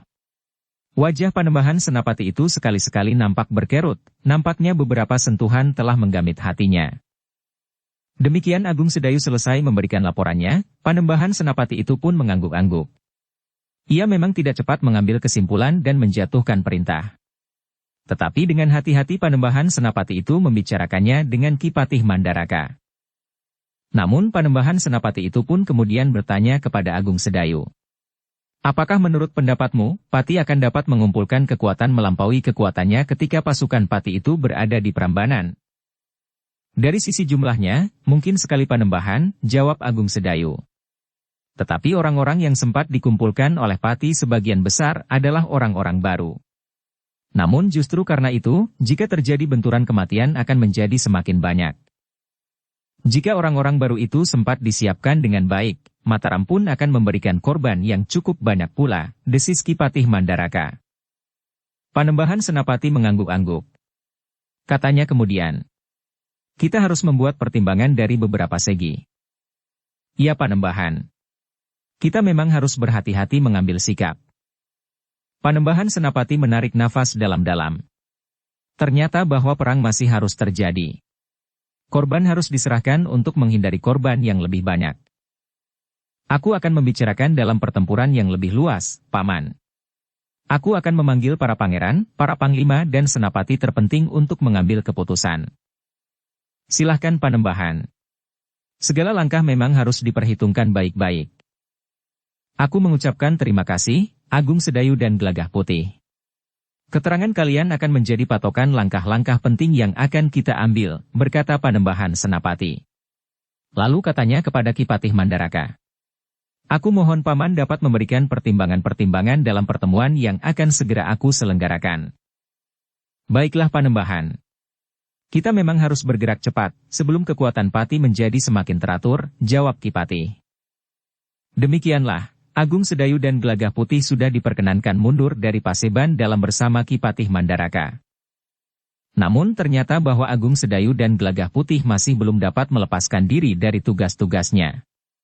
Keduanya memang diperkenankan untuk kembali ke tanah perdikan Menoreh. Tetapi justru untuk bersiap melakukan tugas yang baru, yang menjadi lebih berat dari tugas yang pernah mereka jalani pada saat Mataram telah diserang oleh Pati. Agung Sedayu dan Gelagah Putih justru harus bersiap untuk pergi ke Pati dengan kekuatan yang ada di barak pasukan khusus dan di tanah perdikan Menoreh. Dalam waktu yang sangat singkat, semua kekuatan harus sudah berkumpul. Beruntunglah Mataram, bahwa Mataram masih belum melepaskan kesiagaannya seluruhnya. Karena itu, para pemimpin Mataram yakin bahwa mereka akan dapat mengumpulkan pasukan dengan kekuatan yang besar dalam waktu yang pendek. Dengan demikian, Agung Sedayu dan Gelagah Putih masih belum sempat mengambil kuda mereka di Jati Anom. Ketika mereka sampai di Kepatihan, Agung Sedayu dan Gelagah Putih segera mohon diri untuk kembali ke tanah perdikan. Waktu mereka memang tidak begitu panjang. Baiklah, berkata Ki Patih Mandaraka. Tetapi apakah kalian akan berjalan kaki? Ya, Ki Patih. Jawab Agung Sedayu. Kami tidak membawa kuda. Jika demikian kalian dapat membawa kuda dari sini. Akan segera disediakan 2 ekor kuda bagi kalian. Terima kasih Ki Patih. Besok kuda itu akan kami bawa bersama pasukan yang akan datang ke Mataram. Kau tidak usah mengembalikan kedua ekor kuda itu. Maksud Ki Patih, kalian berdua masih berhak untuk menerima yang lain, selain kedua ekor kuda itu. Kami tidak bermaksud memberi kalian semacam upah dari keberhasilan tugas kalian. Tetapi satu kewajaran saja, bahwa kalian memang berhak menerimanya. Agung Sedayu mengangguk hormat sambil berdesis. Kami mengucapkan terima kasih Ki Patih. Atas nama Mataram, aku juga mengucapkan terima kasih, jawab Ki Patih Mandaraka. Demikianlah, Ki Patih memang telah memerintahkan abdi kepatihan untuk mempersiapkan 2 ekor kuda. Meskipun tidak setegar dan sebesar kuda yang pernah dihadiahkan Raden Rangga kepada Gelagah Putih, namun kedua ekor kuda itu juga terhitung kuda yang baik. Demikianlah, sejenak kemudian Agung Sedayu dan Gelagah Putih itu pun segera mohon diri. Mereka memang tidak dipanggil menghadap bersama para pemimpin Mataram untuk mengambil langkah-langkah selanjutnya. Kalian harus segera bersiap. Waktunya tentu tidak akan lama lagi. Kami menunggu perintah, Ki Patih. Ya.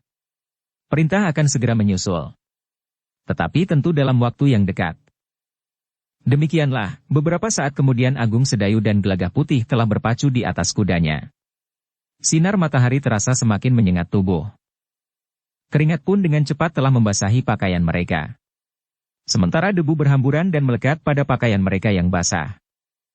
Ketika Gelagah Putih mengeluh bahwa pakaiannya menjadi kotor, Agung Sedayu tersenyum sambil berkata, "Kau mendapat pakaian baru kemarin.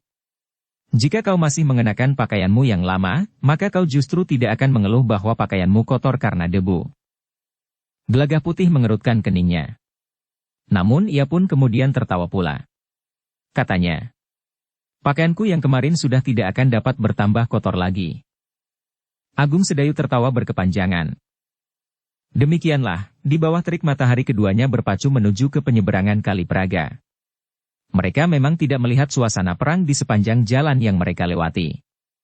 Meskipun demikian keduanya mengetahui bahwa hembusan angin peperangan tentu sampai juga ke padukuhan-padukuhan yang nampak di antara luasnya bulak persawahan.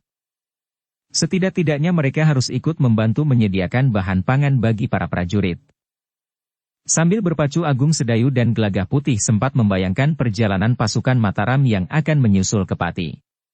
Perjalanan pasukan itu tentu mirip dengan perjalanan pasukan Pati yang bergerak menuju ke Mataram. Namun terhenti di Prambanan. Bahkan tidak mampu meneruskan perjalanannya ke barat. Perjalanan yang berat, berkata Agung Sedayu di dalam hatinya. Sementara itu Agung Sedayu dan Gelagah Putih telah berada di tepian Kali Praga. Beberapa rakit bergerak menyeberang. Nampaknya hari itu cukup ramai, sehingga rakit yang ada harus menyeberang hilir mudik. Untuk beberapa saat lamanya keduanya menunggu rakit yang bergerak ke timur. Beberapa orang penumpang yang sudah menunggu berdiri berjajar di pinggir sungai. Agung Sedayu dan Gelagah Putih pun telah berdiri pula di antara mereka. Tetapi tiba-tiba seorang anak muda yang mengenakan pakaian bersih, rapi dan tentu mahal, berkata sambil menunjuk ke arah Agung Sedayu dan Gelagah Putih. "Kalian jangan bersama kami. Bawa kudamu dengan rakit berikutnya." Gelagah Putih termangu-mangu sejenak. Namun tiba-tiba wajahnya menegang. Dilepaskannya kendali kudanya. Namun ketika ia melangkah setapak mendekati anak muda itu, Agung Sedayu memberinya isyarat. Katanya kemudian, "Kudamu akan lari jika kau tinggalkan begitu saja. Kita belum terbiasa dengan kuda-kuda ini." "Mulut anak itu harus dibungkam," desis Gelagah Putih. "Kenapa tiba-tiba kau menjadi pemarah?" Gelagah Putih tertegun. Pertanyaan itu telah menyentuh perasaannya. Tetapi mencuat pula pertanyaan di dalam dadanya. Apakah aku harus selalu mengiyakan apapun juga, termasuk yang tidak aku setujui? Tetapi Gelagah Putih tidak mengucapkannya. Dipeganginya lagi kendali kudanya, meskipun rasa-rasanya jantungnya bergejolak. Ketika rakit itu kemudian merapat, serta orang-orang yang ada di atasnya sudah berloncatan turun di pasir tepian, maka orang-orang yang sudah menunggu itu pun berloncatan naik. Anak muda yang telah menyinggung perasaan Gelagah Putih itu pun segera naik pula ke atas rakit. Namun ia masih sempat memandang Gelagah Putih dengan tatapan mata yang menyakitkan hati. "Biar saja," desis Agung Sedayu. "Gelagah Putih memang tidak berbuat apa-apa." Sejenak kemudian rakit itu pun meluncur ke tengah. Dua orang tukang satang mendorong rakit itu dengan galah yang panjang. Baru beberapa saat kemudian rakit berikutnya telah merapat. Agung Sedayu dan Gelagah Putih pun telah membawa kudanya naik ke atas. Sementara beberapa orang yang lain, yang tidak menyatakan keengganannya berakit bersama dua ekor kuda, ikut naik pula. Bahkan seorang di antara para penumpang itu berkata langsung kepada Gelagah Putih, "Kudamu bagus anak muda. Kuda pinjaman, Kisanak." "Beruntunglah bahwa kau dipercaya meminjam kuda sebagus itu," berkata orang itu. Agung Sedayu mendengarkannya sambil tersenyum. Sementara Gelagah Putih berkata di dalam hatinya, "Kudaku yang seekor tentu lebih baik lagi." Air kali Praga yang kebetulan tidak naik itu diseberangi tanpa hambatan. Beberapa saat kemudian, Agung Sedayu dan Gelagah Putih telah berada di tepian sebelah barat.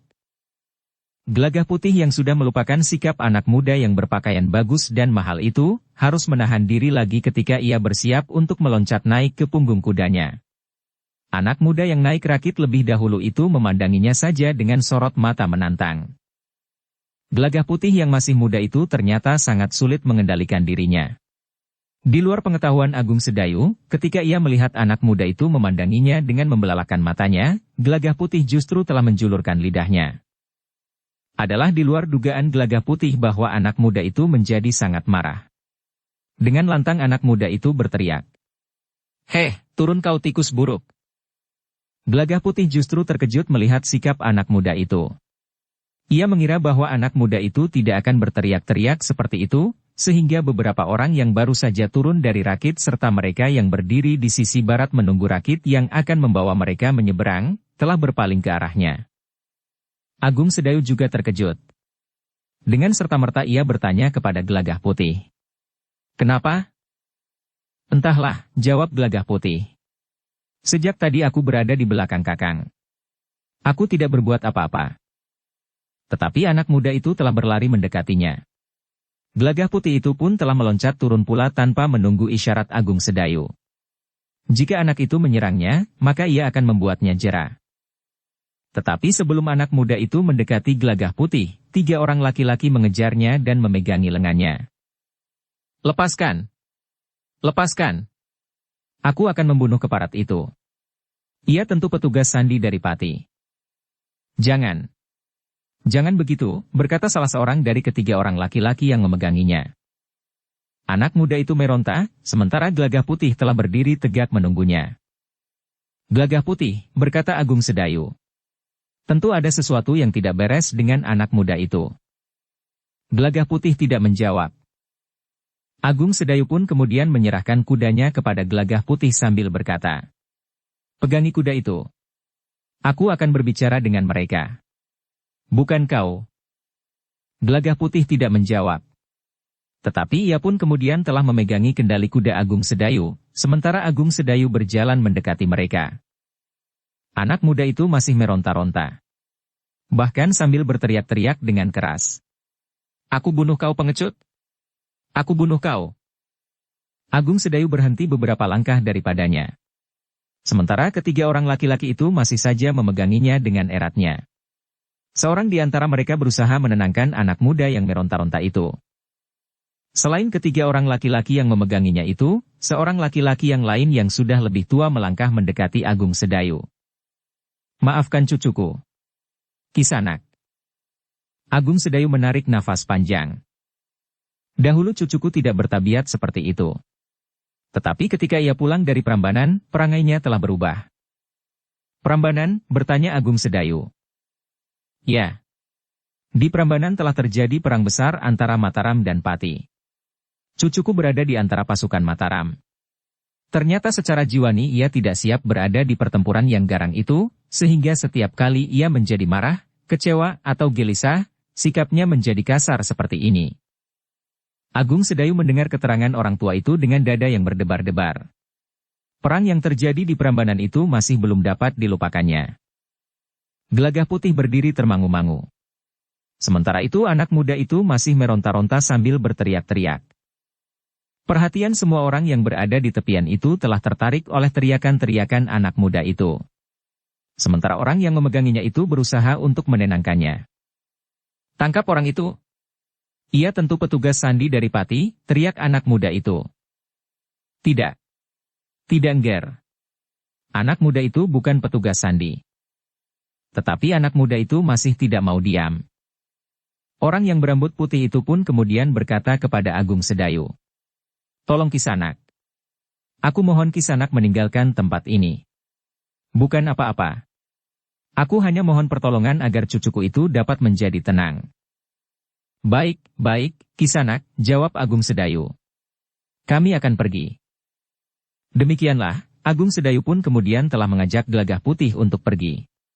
Gelagah Putih yang juga mendengar permintaan orang berambut putih itu ternyata dapat memaklumi keadaan, sehingga ia pun kemudian telah kembali meloncat ke punggung kudanya, setelah menyerahkan kuda Agung Sedayu. Sejenak kemudian keduanya telah berpacu meninggalkan tepian itu. Beberapa saat anak muda itu masih meronta-ronta dan berteriak-teriak. Namun semakin lama suaranya menjadi semakin lemah, sehingga akhirnya berhenti sama sekali. Tubuh dan pakaiannya telah menjadi basah oleh keringat. Nafasnya terengah, sedang pandangan matanya menjadi liar. Namun orang-orang yang memeganginya itu pun berhasil melunakkan hatinya, sehingga anak muda itu tidak lagi meronta-ronta.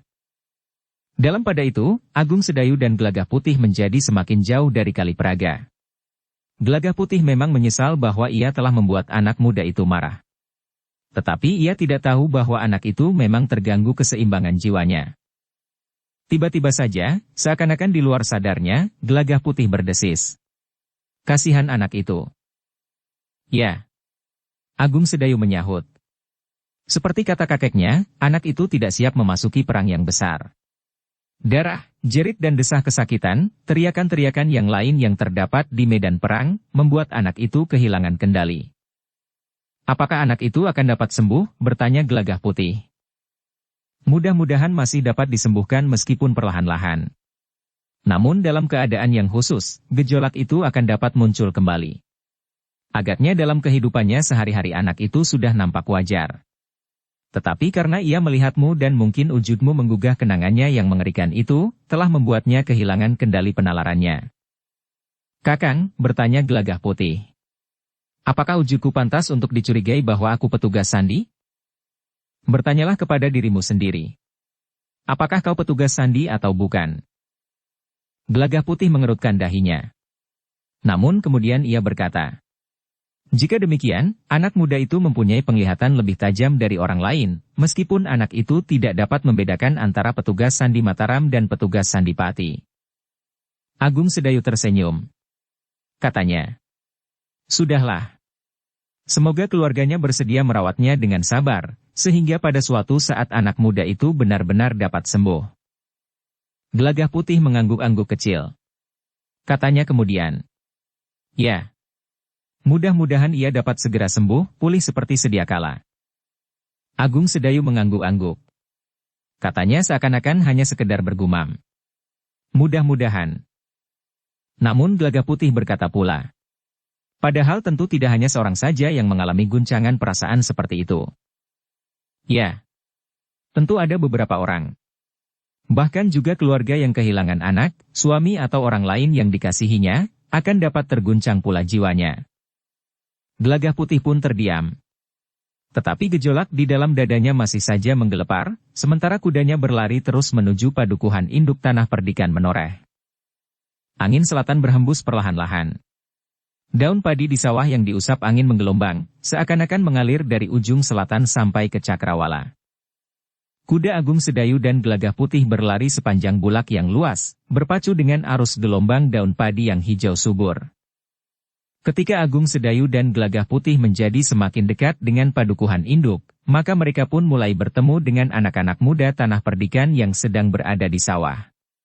Apalagi ketika mereka memasuki sebuah padukuhan. Maka anak-anak muda itu pun selalu bertanya bukan saja tentang keselamatan mereka, tetapi juga tentang tugas yang diembannya. Tetapi Agung Sedayu dan Gelagah Putih masih belum dapat bercerita tentang tugas-tugas mereka, justru karena hubungan antara Mataram dan Pati masih tetap gelap, dan bahkan setiap saat perang masih akan pecah lagi.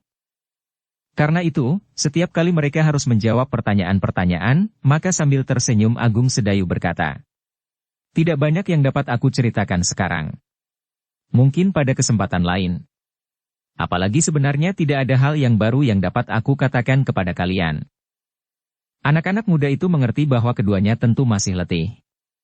Apalagi jika mereka sempat memperhatikan mata Gelagah Putih yang redup seperti orang yang telah sepekan tidak pernah tidur. Karena itu, anak-anak muda itu tidak menahan keduanya lebih lama lagi. Mereka segera mempersilahkan keduanya untuk melanjutkan perjalanan. "Kalian tentu sangat letih," berkata anak-anak muda itu. Gelagah Putih mencoba tersenyum sambil menjawab, "Ya, kami memang sangat letih." Namun Agung Sedayu sempat melihat kejengkelan di balik senyum kecut Gelagah Putih itu. Demikianlah, beberapa saat kemudian keduanya telah memasuki padukuhan induk. Tetapi Gelagah Putih tidak ingin memperlambat derap kaki kudanya, sehingga Agung Sedayu harus mengikutinya di belakangnya. Kedatangan mereka disambut oleh seisi rumah dengan gembira, meskipun di mata Rara Wulan nampak titik-titik air keharuan.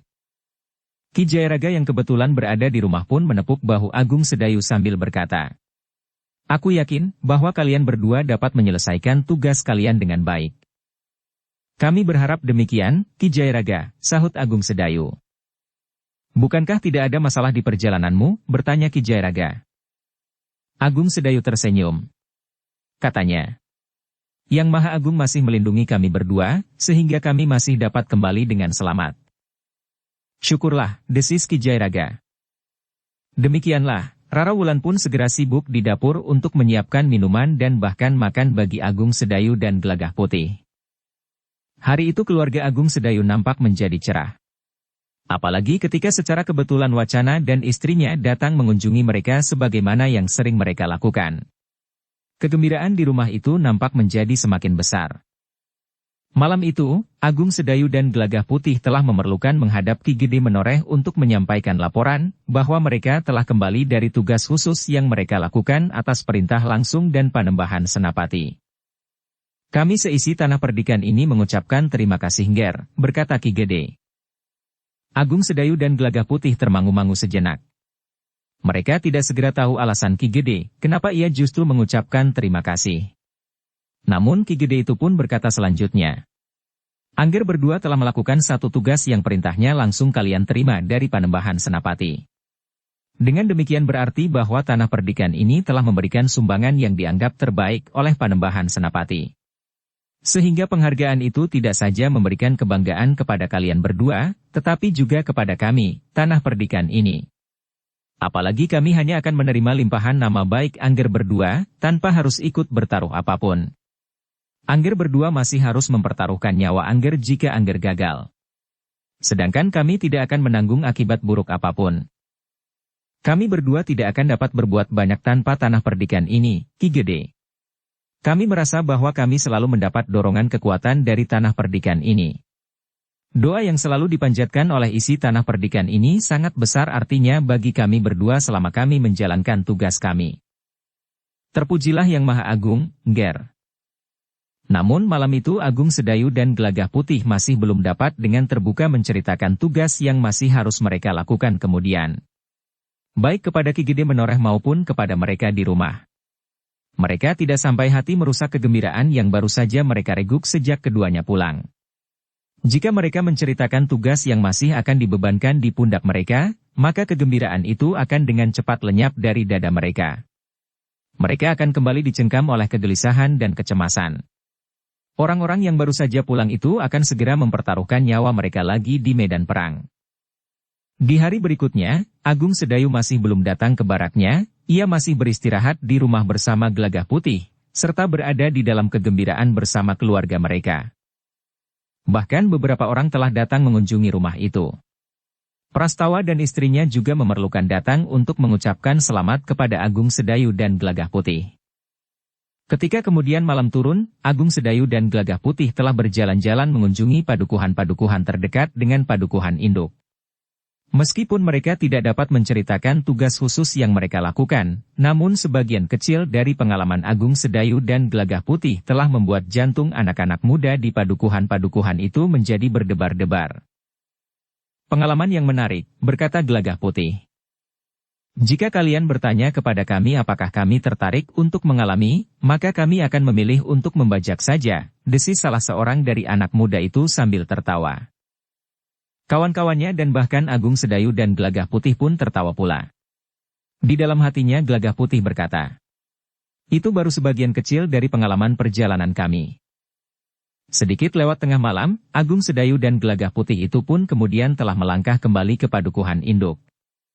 Gardu-gardu peronda sudah menjadi semakin sepi. Meskipun anak-anak muda masih duduk berjaga-jaga, tetapi mereka tidak lagi terdengar bergurau di antara mereka. Agaknya mereka telah menjadi letih tertawa, atau mungkin mereka mulai terkantuk-kantuk. Beberapa orang di antara mereka justru sedang meronda berkeliling, membangunkan mereka yang tidur terlalu nyenyak. Ketika Agung Sedayu dan Gelagah Putih tengah berjalan di sebuah bulak yang panjang, maka mereka pun terkejut. Dari dalam kesepian malam, terdengar suara seruling yang mengalun sendu. Seakan-akan suara seruling itu bersumber dari liang yang dalam sekali. Gelagah Putih mengerutkan dahinya. Sementara Agung Sedayu menghentikan langkahnya. Wajahnya menengadah sejenak. Namun kemudian ia pun menarik nafas dalam-dalam. Gelagah Putih memandang Agung Sedayu dengan dahi yang berkerut. Anak muda yang berilmu tinggi itu masih belum menemukan dari mana asalnya suara seruling itu. Tetapi sebelum ia bertanya kepada Agung Sedayu, terdengar Agung Sedayu berbicara. Tidak terlalu keras, seakan-akan kepada Gelagah Putih yang berdiri dekat di hadapannya. "Rudita, sudah lama kita tidak bertemu." Gelagah Putih mengerutkan dahinya. Namun kemudian ia pun terkejut ketika ia mendengar jawaban. "Jarak di antara kita memang menjadi semakin jauh, Agung Sedayu. Kau menjadi lebih akrab bermain dengan cambukmu. Sementara aku semakin terikat kepada anak-anakku yang jumlahnya menjadi semakin banyak. Perang antara Mataram dan Pati telah meningkatkan jumlah anakku menjadi 2 kali lipat." "Kau berkata sebenarnya, Rudita." "Kenapa tidak, Agung Sedayu? Anak-anakku tidak hanya berasal dari Mataram. Tetapi ada di antara mereka yang berasal dari sebelah utara Pegunungan Kendeng. Kami, maksudku aku dan beberapa orang muridku, menemukan mereka dalam keadaan yang paling pahit dari lingkungan kehidupan sesama ini." "Rudita," berkata Agung Sedayu kemudian. "Jika hal itu tidak terjadi sekarang dan nanti dalam waktu yang dekat, maka anak-anak yatim dan piatu akan menjadi jauh lebih banyak lagi." Tidak segera terdengar jawaban. Namun kemudian terdengar jawaban dari seseorang yang seakan-akan berada di dalam lubang yang sangat dalam. "Menyedihkan sekali, Agung Sedayu. Bumi memang menjadi semakin tua. Demikian pula sikap orang-orang yang menghuni bumi ini. Malanglah nasib anak-anak yang kehilangan kasih sayang karena nafsu ketamakan dan dengki. Rudita, kami hanya berusaha mengurangi korban, karena kami tidak kuasa untuk mencegahnya. Jarak di antara kita memang menjadi semakin jauh, Agung Sedayu." Suara itu seolah-olah menjadi semakin jauh dan dalam. Agung Sedayu menarik nafas dalam-dalam. Namun yang terdengar kemudian adalah suara seruling yang menukik ke kedalaman malam yang hening. Perlahan-lahan sekali. Dan akhirnya suara itu pun hilang. "Marilah Gelagah Putih," desis Agung Sedayu. Gelagah Putih pun kemudian melangkah di sebelah Agung Sedayu. Beberapa lama ia merenung. Namun kemudian ia pun bertanya. "Apakah Rudita itu hidup di dalam alam angan-angannya, Kakang?" "Tidak, Gelagah Putih. Ia juga mengalami sebagaimana kita pernah mengalami." "Kenapa ia tidak pernah mengerti tentang kenyataan yang kita hadapi?" "Bukannya tidak pernah mengerti tentang kenyataan. Tetapi ia mempunyai landasan yang berbeda untuk menanggapi kenyataan," jawab Agung Sedayu. Gelagah Putih mengangguk-angguk, sementara Agung Sedayu berkata. Hatinya yang sejuk penuh kedamaian, membuatnya lain dari orang kebanyakan, karena jarang sekali orang yang memiliki nafas kedamaian sebagaimana Rudita itu. Gelagah Putih termangu-mangu sejenak. Namun ia pun berkata di dalam hatinya. "Aku tidak mengerti." Agung Sedayu pun kemudian tidak banyak berbicara lagi. Ketika mereka memasuki padukuhan induk, terdengar kokok ayam jantan yang kedua kali. Dukung channel Novel Silat dengan subscribe, follow, like, komen dan share. Ketika mereka sampai di rumah, mereka melihat anak yang tinggal di rumah Agung Sedayu itu baru pulang dari sungai. "Aku mendapat sidat," berkata anak itu kepada Gelagah Putih. "Jarang sekali ada sidat di sungai itu. Kemarin malam sidat ini sudah memasuki Pleridan. Tetapi dapat lepas dan hilang. Tetapi dengan umpan seekor katak, malam ini sidat itu dapat aku tangkap." Gelagah Putih menepuk bahunya sambil berdesis. "Kau memang seorang pemburu ulung di sungai, Sukra. Besok kita dapat turun ke sungai," berkata anak itu. Gelagah Putih tertawa. Katanya, "Baiklah. Besok kita turun ke sungai." "Jangan bohong." Gelagah Putih tertawa semakin keras. Tetapi ia tidak menjawab. Di sisa malam itu, Gelagah Putih mencoba untuk dapat beristirahat sebaik-baiknya. Meskipun sekali-sekali ia teringat kata-kata yang diucapkan oleh Rudita, namun ia pun kemudian tidak memikirkannya lagi. Berbeda dengan Agung Sedayu. Ia tidak begitu mudah melupakan kata-kata yang diucapkan oleh Rudita itu. Justru ia dapat mengerti landasan berpikirnya. Sebenarnya Agung Sedayu pun yakin bahwa Rudita juga mengetahui cara berpikir Agung Sedayu, sehingga sebagaimana dikatakan oleh Rudita, bahwa jarak mereka menjadi semakin jauh. Namun akhirnya Agung Sedayu sempat juga tidur meskipun tidak terlalu lama. Tetapi dengan demikian, ketika Agung Sedayu terbangun menjelang fajar, tubuhnya telah terasa menjadi segar. Hari itu Agung Sedayu akan pergi ke baraknya yang sudah cukup lama ditinggalkannya menjalankan tugasnya yang berat. Tetapi ia tidak akan dapat beristirahat lama, karena dalam waktu yang singkat ia harus sudah berada di medan perang kembali. Tetapi Agung Sedayu telah bersepakat dengan Gelagah Putih untuk tidak tergesa-gesa mengatakan tentang rencana keberangkatan pasukan Mataram ke Pati. Sebab dengan demikian, mereka akan segera merampas kegembiraan keluarga dan bahkan orang-orang Tanah Perdikan, karena perang dapat berarti merenggut seseorang dari lingkungan kasih keluarga. "Kita menunggu perintah itu datang," berkata Agung Sedayu. Ketika Agung Sedayu kemudian berangkat ke baraknya, Gelagah Putih pun telah berada di antara para pemimpin pengawal Tanah Perdikan bersama Prastawa. Meskipun Gelagah Putih tidak mengatakan sesuatu tentang perang yang masih akan berlangsung, namun Gelagah Putih menganjurkan agar kesiagaan masih terus ditingkatkan. Latihan-latihan yang berat serta meningkatkan kemampuan secara pribadi. "Selagi kita mempunyai waktu," berkata Gelagah Putih. Tetapi kesempatan itu ternyata terlalu sempit.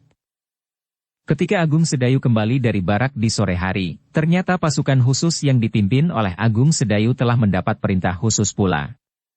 Pasukan khusus itu telah ditetapkan menjadi bagian dari pasukan pengawal Panembahan Senapati.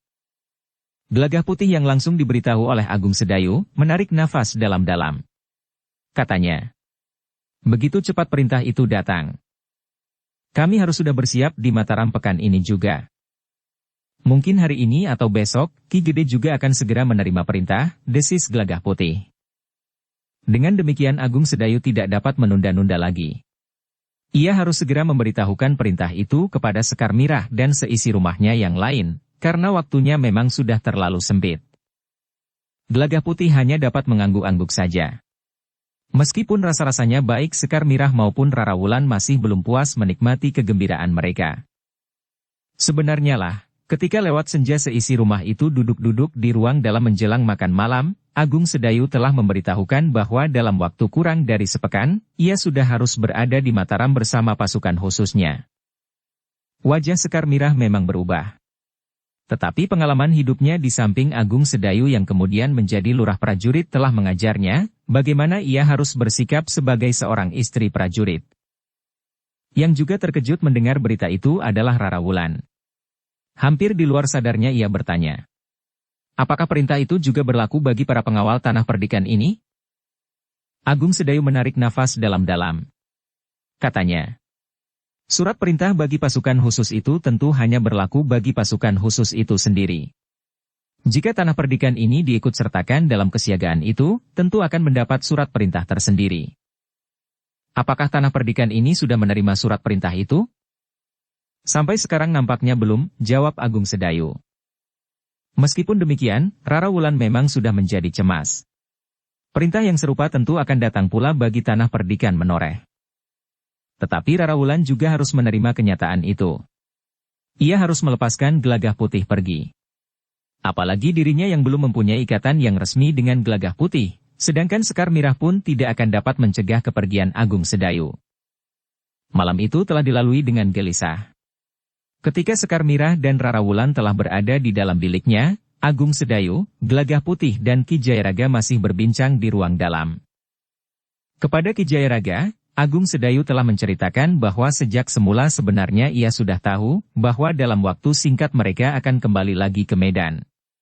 Tidak hanya di sekitar Mataram atau Prambanan. Tetapi pasukan Mataram akan berangkat ke Pati. Mataram tidak mempunyai pilihan lain untuk menghentikan Pati, berkata Agung Sedayu. Mataram memerlukan pasukan yang sangat kuat, desis Ki Jayaraga. Ya.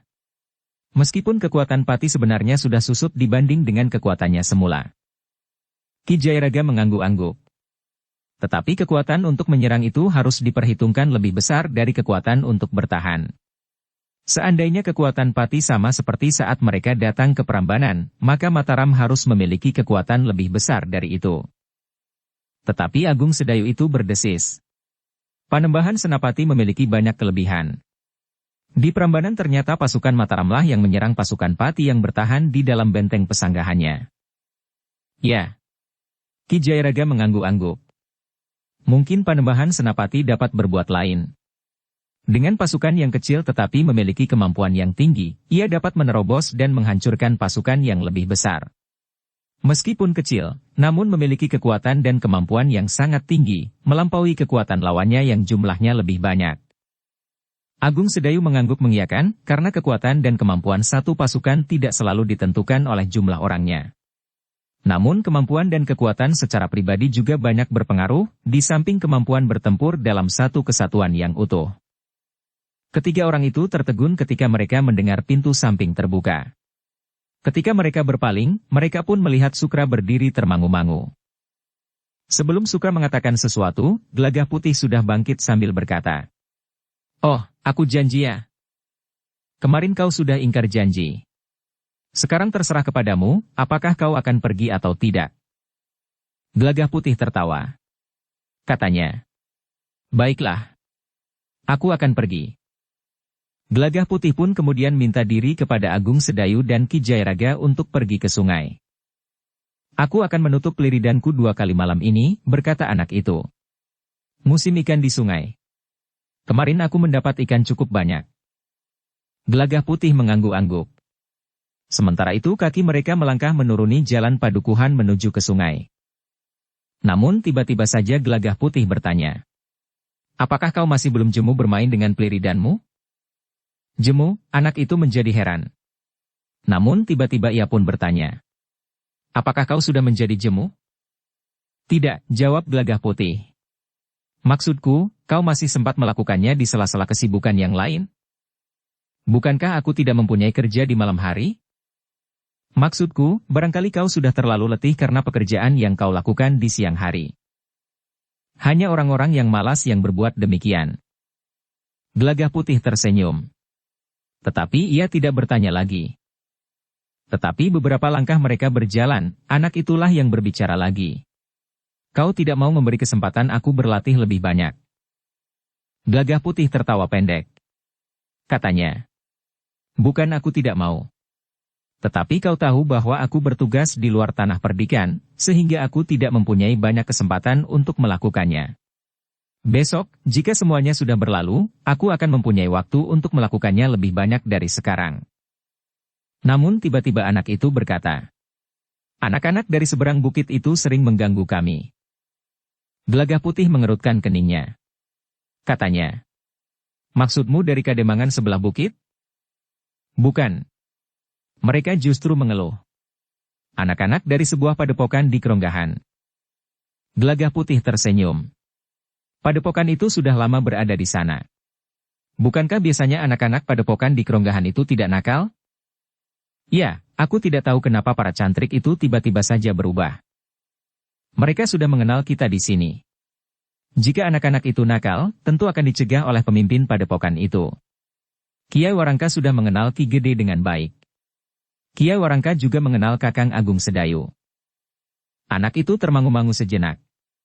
Namun kemudian katanya, "Tetapi kenapa tiba-tiba mereka berubah?" Gelagah Putih mengerutkan dahinya.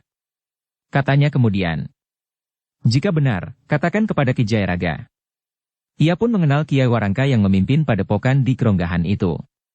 Tetapi biasanya padepokan kecil itu tidak mengganggu orang lain. Kiai Warangka adalah orang yang baik. Anak itu terdiam. Sementara mereka telah berada di tepian. Gelagah Putih dan Sukra pun segera menutup liridan.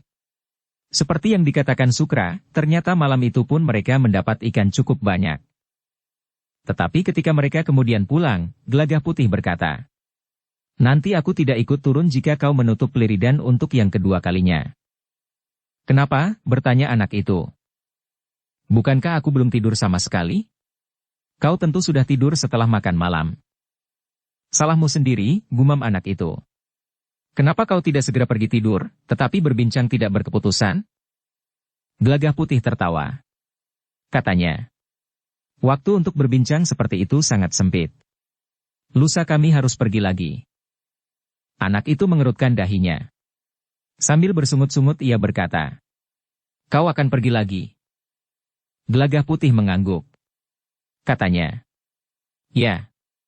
Aku masih harus melakukan tugas di luar tanah perdikan ini bersama Kakang Agung Sedayu untuk waktu yang agak lama."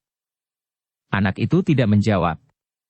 Namun kemudian ia pun mempercepat langkahnya menyusuri jalan padukuhan. Setelah mencuci kakinya di pakiwan, Gelagah Putih pun telah pergi ke biliknya. Ia ingin tidur nyenyak sampai menjelang fajar. Di hari berikutnya, Ki Gede telah mengutus seorang pengawal untuk memanggil Gelagah Putih. "Aku sendiri?" "Ya," jawab pengawal itu. "Bukankah Ki Lurah Agung Sedayu tidak ada di rumah?" "Ya. Kakang Agung Sedayu pergi ke barak." Bersama pengawal itu, Gelagah Putih pun telah pergi ke rumah Ki Gede. Demikian ia memasuki regol halaman, Gelagah Putih memang agak terkejut. Ia melihat para bebahu dan pemimpin pengawal dari padukuhan-padukuhan sudah lengkap berada di pendapa rumah Ki Gede. Tetapi Gelagah Putih segera tanggap. Tentu ada surat perintah dari Mataram menjelang keberangkatan pasukan Mataram untuk menyusul Kanjeng Adipati Pragola ke Pati. Demikian ia duduk di antara mereka yang sudah datang lebih dahulu, maka Ki Gede pun mengucapkan selamat datang kepadanya, namun pertemuan itu pun kemudian segera dimulai. Seperti yang diduga oleh Gelagah Putih, Ki Gede telah memberitahukan kepada para bebahu dan para pemimpin pengawal, bahwa Tanah Perdikan Menoreh telah menerima surat perintah dari Panembahan Senapati untuk mempersiapkan pasukannya. Dalam waktu sepekan, perintah berikutnya akan menyusul. Atas dasar surat perintah itu, maka Ki Gede telah memerintahkan kepada para bebahu, bekel dan pemimpin pengawal di padukuhan-padukuhan untuk segera mempersiapkan pasukan. Dalam sepekan, perintah Ki Gede. Suasana menjadi hening. Beberapa orang saling berpandangan sejenak. Tetapi tidak seorang pun yang berbicara di dalam pertemuan itu. Ki Gedelah yang kemudian bertanya, "Ada yang merasa berkeberatan?" Tidak seorang pun yang menjawab. Namun Ki Gedelah yang kemudian berkata, "Aku tahu perasaan kalian. Anak-anak kita belum lama kembali pulang. Dalam waktu dekat mereka harus berangkat lagi. Tetapi itu adalah beban kewajiban yang harus kita pikul. Kita tidak hanya dapat menghisap hasil bumi, air dan udara di atas tanah perdikan ini. Tetapi kita juga harus menjadi pilar-pilar yang menyangga keberadaannya." Orang-orang yang mendengarkan keterangan Ki Gede itu mengangguk-angguk. Meskipun demikian, perintah Panembahan Senapati memang membuat mereka menjadi berdebar-debar. Beberapa saat kemudian, Ki Gede masih memberikan penjelasan, terutama bagi para pemimpin pengawal dari padukuhan-padukuhan. "Ingat, dalam waktu sepekan akan menyusul perintah berikutnya. Itu berarti bahwa dalam sepekan, pasukan Tanah Perdikan ini harus sudah siap. Bukan hanya anak-anak mudanya saja, tetapi termasuk laki-laki yang sudah lebih tua, tetapi memiliki kekuatan dan kemampuan yang masih memadai, bekas pengawal Tanah Perdikan, serta mereka yang dengan sukarela menyatakan diri ikut serta." Ketika Ki Gede memberi kesempatan bagi mereka yang ikut dalam pertemuan itu, tidak seorang pun di antara mereka yang bertanya, Nampaknya mereka semuanya sudah menyatakan diri tanpa diucapkan, bahwa segala-galanya sudah jelas. Beberapa saat kemudian pertemuan itu pun telah dianggap selesai. Mereka yang hadir di pertemuan itu satu demi satu telah meninggalkan Pendapa. Yang kemudian tinggal hanyalah Gelagah Putih, Prastawa dan beberapa orang pemimpin pengawal yang lain. Waktu kita sangat sempit, berkata Prastawa. Untunglah bahwa tatanan kesatuan dari para pengawal tanah perdikan masih jelas bagi kita. Kita akan dapat menerapkannya kembali. Kita tinggal mengisi kekosongannya saja, berkata Gelagah Putih. Prastawa mengangguk-angguk. Besok kita harus sudah selesai menyusun tatanan kesatuan pasukan pengawal tanah perdikan untuk segera diterapkan. Besok lusa kita akan menyiapkan susunan itu sampai ke padukuhan-padukuhan. Besok lusa kita akan melihat kelompok-kelompok itu. Kemudian kita akan mengumpulkan mereka di arah-arah untuk melihat keutuhan pasukan itu. Dengan demikian, setiap saat kita mendapat perintah berikutnya, kita sudah siap melakukannya. Gelagah Putih mengangguk-angguk. Katanya, ya, kita tinggal berangkat ke Mataram. Hari itu juga Prastawa telah menyusun urutan kegiatan yang akan dilakukan oleh para pengawal, agar setelah sepekan, pasukan pengawal tanah perdikan telah siap melakukan perintah apa saja dari Mataram. Demikianlah, dalam waktu yang singkat, tanah perdikan harus sudah menyiapkan pasukan pengawalnya dan membawanya ke Mataram. Tetapi pasukan pengawal itu tidak dapat berangkat bersama-sama dengan pasukan khusus yang dipimpin Ki Lurah Agung Sedayu, karena pasukan khusus itu harus lebih dahulu sampai di Mataram, untuk ditempatkan menjadi bagian dari pasukan pengawal Panembahan Senapati. Karena itu, Agung Sedayu memang harus berangkat lebih dahulu bersama pasukan khususnya, baru kemudian Gelagah Putih akan menyusul. Demikianlah, pada hari yang sudah ditentukan, Ki Lurah Agung Sedayu dan pasukan khususnya sudah harus berangkat ke Mataram. Sekar Mirah dan Gelagah Putih telah ikut pergi ke barak pasukan khusus saat pasukan itu dilepas. Sekelompok dari pasukan khusus itu harus ditinggalkan di barak. Ternyata bahwa mereka yang justru tidak dapat ikut ke medan perang menjadi kecewa. Tetapi mereka tidak dapat memaksa pergi. Kelompok yang pada pertempuran di Prambanan tidak diikut sertakan karena harus tinggal di barak, mendapat kesempatan pertama untuk berangkat. Bukan sekedar bergiliran agar semuanya sempat pergi berperang, tetapi mereka adalah tenaga-tenaga yang masih segar, yang belum merasa letih sebagaimana mereka yang telah bertempur sebelumnya.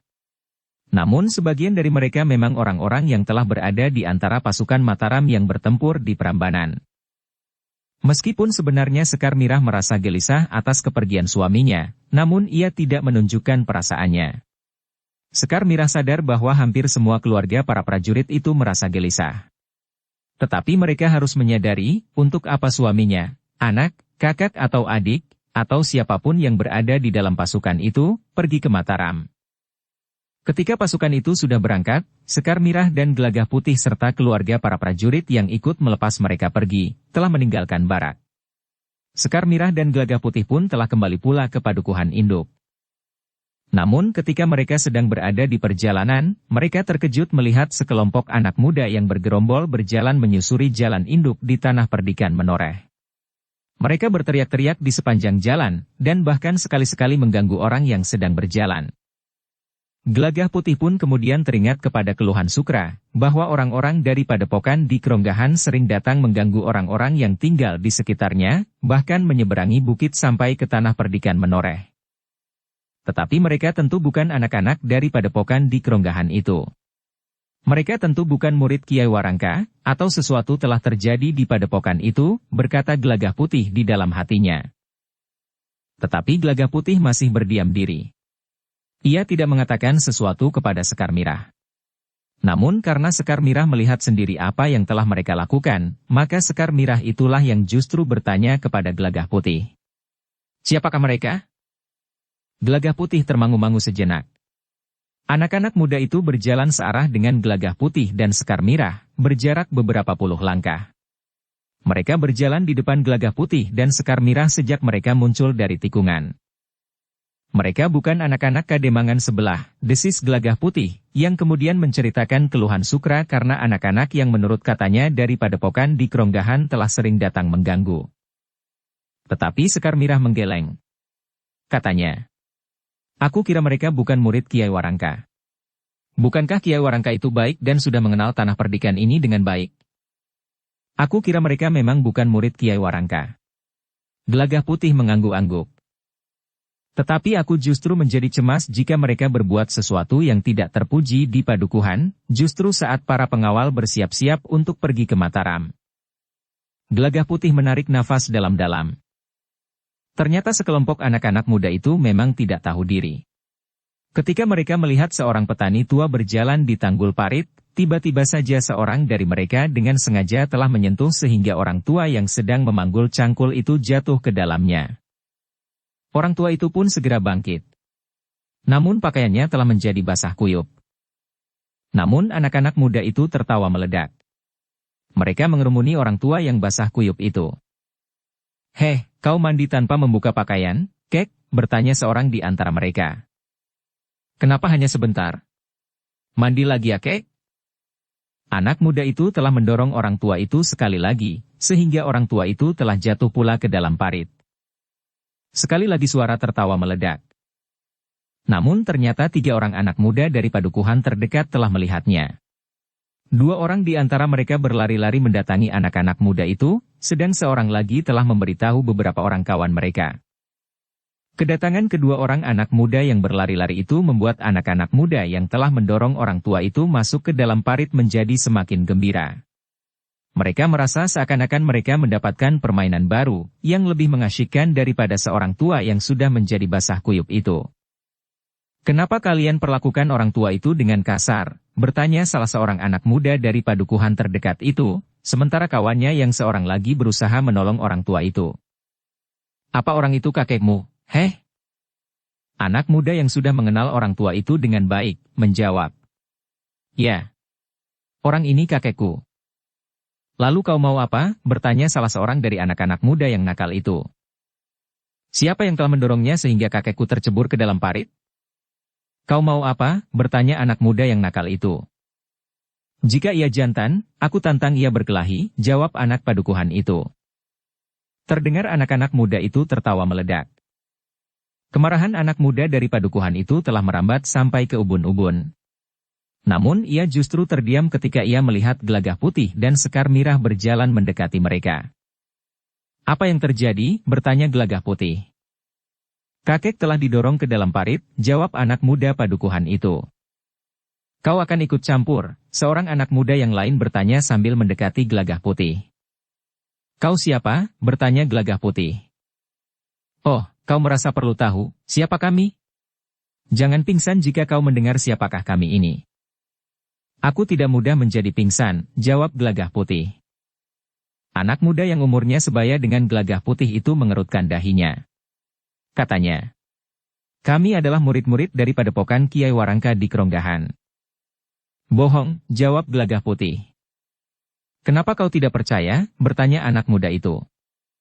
"Pertama, kami kenal baik dengan Kiai Warangka dari Kronggahan. Kami tidak percaya bahwa murid-murid Kiai Warangka itu senakal kalian ini. Kedua, jika benar kalian murid Kiai Warangka, pada saat-saat kalian berbuat nakal seperti ini kalian tidak akan berterus terang bahwa kalian adalah cantrik dari Kronggahan." Wajah anak muda itu menjadi tegang. Demikian pula kawan-kawannya. Sejenak mereka saling berdiam diri, bahkan hanya saling memandang. Namun kemudian seorang yang terbesar di antara mereka menyibak kawan-kawannya, dan berdiri sambil bertolak pinggang di hadapan Gelagah Putih. "Kau jangan main-main dengan kami, anak sombong. Kau tentu akan menyesal." Namun tiba-tiba anak muda itu berpaling kepada Sekar Mirah sambil berkata, "Apalagi kau tidak sendiri. Perempuan itulah yang akan mengalami nasib paling buruk jika kau akan bertingkah." "Ia kakak perempuanku," desis Gelagah Putih. "Perempuan itu belum terlalu tua buat kami," berkata orang itu. "Karena itu, jangan mencampuri urusan orang lain." "Kenapa orang lain?" "Orang tua itu kakekku." "Anak muda itu sepupuku," jawab Gelagah Putih. "Kau gila. Kau sudah menyuruhkan dirimu sendiri dalam kesulitan. Atau kau memang ingin jadi pahlawan?" "Sudahlah," berkata Gelagah Putih. "Pergilah. Kalian akan menyesal jika kalian berkeras untuk menyombongkan dirimu di sini." Anak-anak muda itu benar-benar merasa direndahkan oleh Gelagah Putih. Karena itu, anak yang terbesar di antara mereka itu pun telah mengayunkan tangannya memukul mulut Gelagah Putih. Tetapi anak itu menjadi bingung. Tangannya sama sekali tidak menyentuh sasarannya. Justru yang terjadi kemudian adalah sebaliknya. Mulutnya sendirilah yang menjadi kesakitan, dan bahkan dari celah-celah bibirnya telah meleleh darah. Ketika tangannya mengusap bibir yang pecah itu, terasa cairan yang hangat di tangannya. Anak muda itu mengumpat. Tangannya itu menjadi merah oleh darah. Aku menjadi semakin yakin bahwa kalian bukan murid Kiai Warangka, berkata Gelagah Putih. Anak muda yang terbesar itu menjadi sangat marah. Dengan lantang ia berkata, "Buat anak itu menjadi jerah." Tetapi sebelum mereka berbuat sesuatu, Gelagah Putih pun berkata, "Kau lihat? Anak-anak padukuhan itu berdatangan kemari. Jika kau tidak melarikan diri, maka kalian akan menjadi endek pangamun-amun di sini." Sebenarnya lah beberapa orang anak muda berlari-lari dari padukuhan. Sebagian dari mereka adalah pengawal padukuhan yang sudah siap berangkat ke Mataram. "Pergilah. Aku akan menahan mereka agar mereka tidak mengejar kalian." Anak yang terbesar di antara mereka itu termangu-mangu, tiba-tiba saja ia mendapat gagasan menangkap Sekar Mirah untuk dipergunakan sebagai perisai. Karena itu, ketika anak-anak muda dari padukuhan itu sudah menjadi semakin dekat, maka tiba-tiba saja yang terbesar di antara mereka yang dengan sengaja mengganggu orang itu meloncat dan menyekap Sekar Mirah dari belakang. Jari-jari tangan yang kuat telah melekat di leher Sekar Mirah. Sekar Mirah sama sekali tidak bergerak. Ia memang tidak mengira bahwa anak muda itu langsung menerkamnya. Sementara itu, anak-anak muda dari padukuhan itu tertegun. Mereka melihat Sekar Mirah telah dikuasai oleh salah seorang dari anak-anak muda yang mengaku datang dari padepokan di keronggahan itu. Anak muda yang merasa telah menguasai Sekar Mirah itu tertawa. Katanya, "Nah, apa yang akan kalian lakukan? Jika kalian berbuat sesuatu yang tidak aku inginkan, kalian akan menyesal. Perempuan ini akan mati. Lehernya akan berlubang sebanyak jari-jari tanganku." Anak-anak muda itu termangu-mangu sejenak. Mereka memang menjadi heran bahwa anak muda itu mampu menguasai Sekar Mirah. Menurut pengertian mereka, Sekar Mirah adalah seorang perempuan yang berilmu tinggi. Dalam pada itu, anak-anak muda yang mengaku datang dari padepokan keronggahan itu pun kemudian mulai berbuat aneh-aneh. Seorang di antara mereka berkata, "Nah, untuk menyelamatkan perempuan itu, kalian harus mencebur ke dalam parit." Semua orang berjongkok di dalam air. "Cepat!" Anak-anak muda dari padukuhan itu ragu-ragu. Mereka melihat Sekar Mirah masih tetap dikuasai oleh anak muda itu. "Cepat!" teriak anak muda yang memerintahkan anak-anak padukuhan itu berjongkok di dalam air. Anak muda yang menyekap Sekar Mirah itu mulai menekan leher Sekar Mirah dengan ujung-ujung jarinya. Katanya, "Cepat! Atau perempuan ini akan mati." Namun ternyata Sekar Mirah masih juga berkata, "Jangan kau tekan leherku. Sakit. Persetan. Kau tidak hanya akan menderita sakit, tetapi kau akan mati jika kawan-kawanmu itu tidak menurut perintah kami." "Jangan mudah mengancam," berkata Sekar Mirah. "Kau kira mereka takut terhadap ancamanmu? Kau yang akan mati," bentak anak muda yang menyekap Sekar Mirah itu. "Mereka tidak akan menghiraukan apakah aku akan mati atau tidak, karena aku bukan orang penting bagi mereka." "Persetan!" anak muda itu mulai berteriak. Tetapi anak-anak muda dari padukuhan itu sama sekali tidak melakukan perintah anak-anak yang mengaku datang dari keronggahan itu. Gelagah Putihlah yang kemudian melangkah mendekati Sekar Mirah yang masih disekap itu, sambil berkata kepada anak muda yang menyekapnya, "Jangan main-main dengan kakak perempuanku, Kisanak. Sebaiknya kau pergi saja. Jika kau tetap berada di sini, maka kau akan menyesal." "Gila kau," geram anak muda yang menyekap Sekar Mirah itu. "Jangan mendekat." Tetapi Gelagah Putih masih tetap melangkah satu-satu mendekati Sekar Mirah sambil berkata, "Lepaskan. Perempuan ini akan mati." Suasana menjadi tegang. Bahkan anak-anak muda Tanah Perdikan menoreh itu pun menjadi berdebar-debar, meskipun mereka mengetahui bahwa Sekar Mirah memiliki ilmu yang tinggi. Tetapi justru karena jari-jari anak muda itu sudah ada di leher Sekar Mirah. Ketika Gelagah Putih maju selangkah lagi, maka anak muda yang menyekap Sekar Mirah itu berteriak, Jika aku menghitung sampai 3 kau tidak mundur, maka perempuan ini akan mati. Tetapi Gagah Putih justru menjawab, kalau aku menghitung sampai 3 kakakku tidak kau lepaskan, maka kau akan menyesal. Iblis kau, anak muda itu berteriak semakin keras. Tiba-tiba dengan tenangnya Sekar Mirah berkata, jangan berteriak-teriak di telingaku. Kau dapat membuat telingaku menjadi tuli. Jantung anak muda itu berdebar semakin cepat. Sementara itu, Gagah Putih justru sudah mulai menghitung. 1, 2. Anak muda itu menjadi bingung. Tiba-tiba saja ia menghentakkan tangannya yang berada di leher Sekar Mirah. Namun bersamaan dengan itu, tangan Sekar Mirah telah menangkap pergelangan tangan anak muda itu. Hanya dalam sekejap. Getaran yang tajam terasa menjalar lewat urat-urat darahnya sampai ke pusat dadanya. Anak muda itu tiba-tiba saja seakan-akan telah kehilangan tenaganya. Ketika kemudian Sekar Mirah mengibaskannya, anak muda itu pun jatuh terjerembab. Tertatih-tatih ia berdiri. Namun tenaganya seakan-akan tidak lagi mampu mendukung tubuhnya. Sekar Mirah kemudian melangkah menjauh. Dipandanginya anak muda yang meskipun masih tetap berdiri, tetapi menjadi gontai. Sambil menepuk wajah anak muda itu Sekar Mirah berkata, kau harus belajar berjalan, anak manis. Jantung anak muda itu bergejolak dengan derasnya. Tetapi ketika ia mencoba melangkah, tubuhnya mulai goyah. Kawan-kawannya menjadi bingung. Untuk sesaat mereka tidak tahu apa yang harus mereka lakukan. Bersambung ke bab 437. Dukung kami dengan subscribe, follow, like, komen dan share. Terima kasih.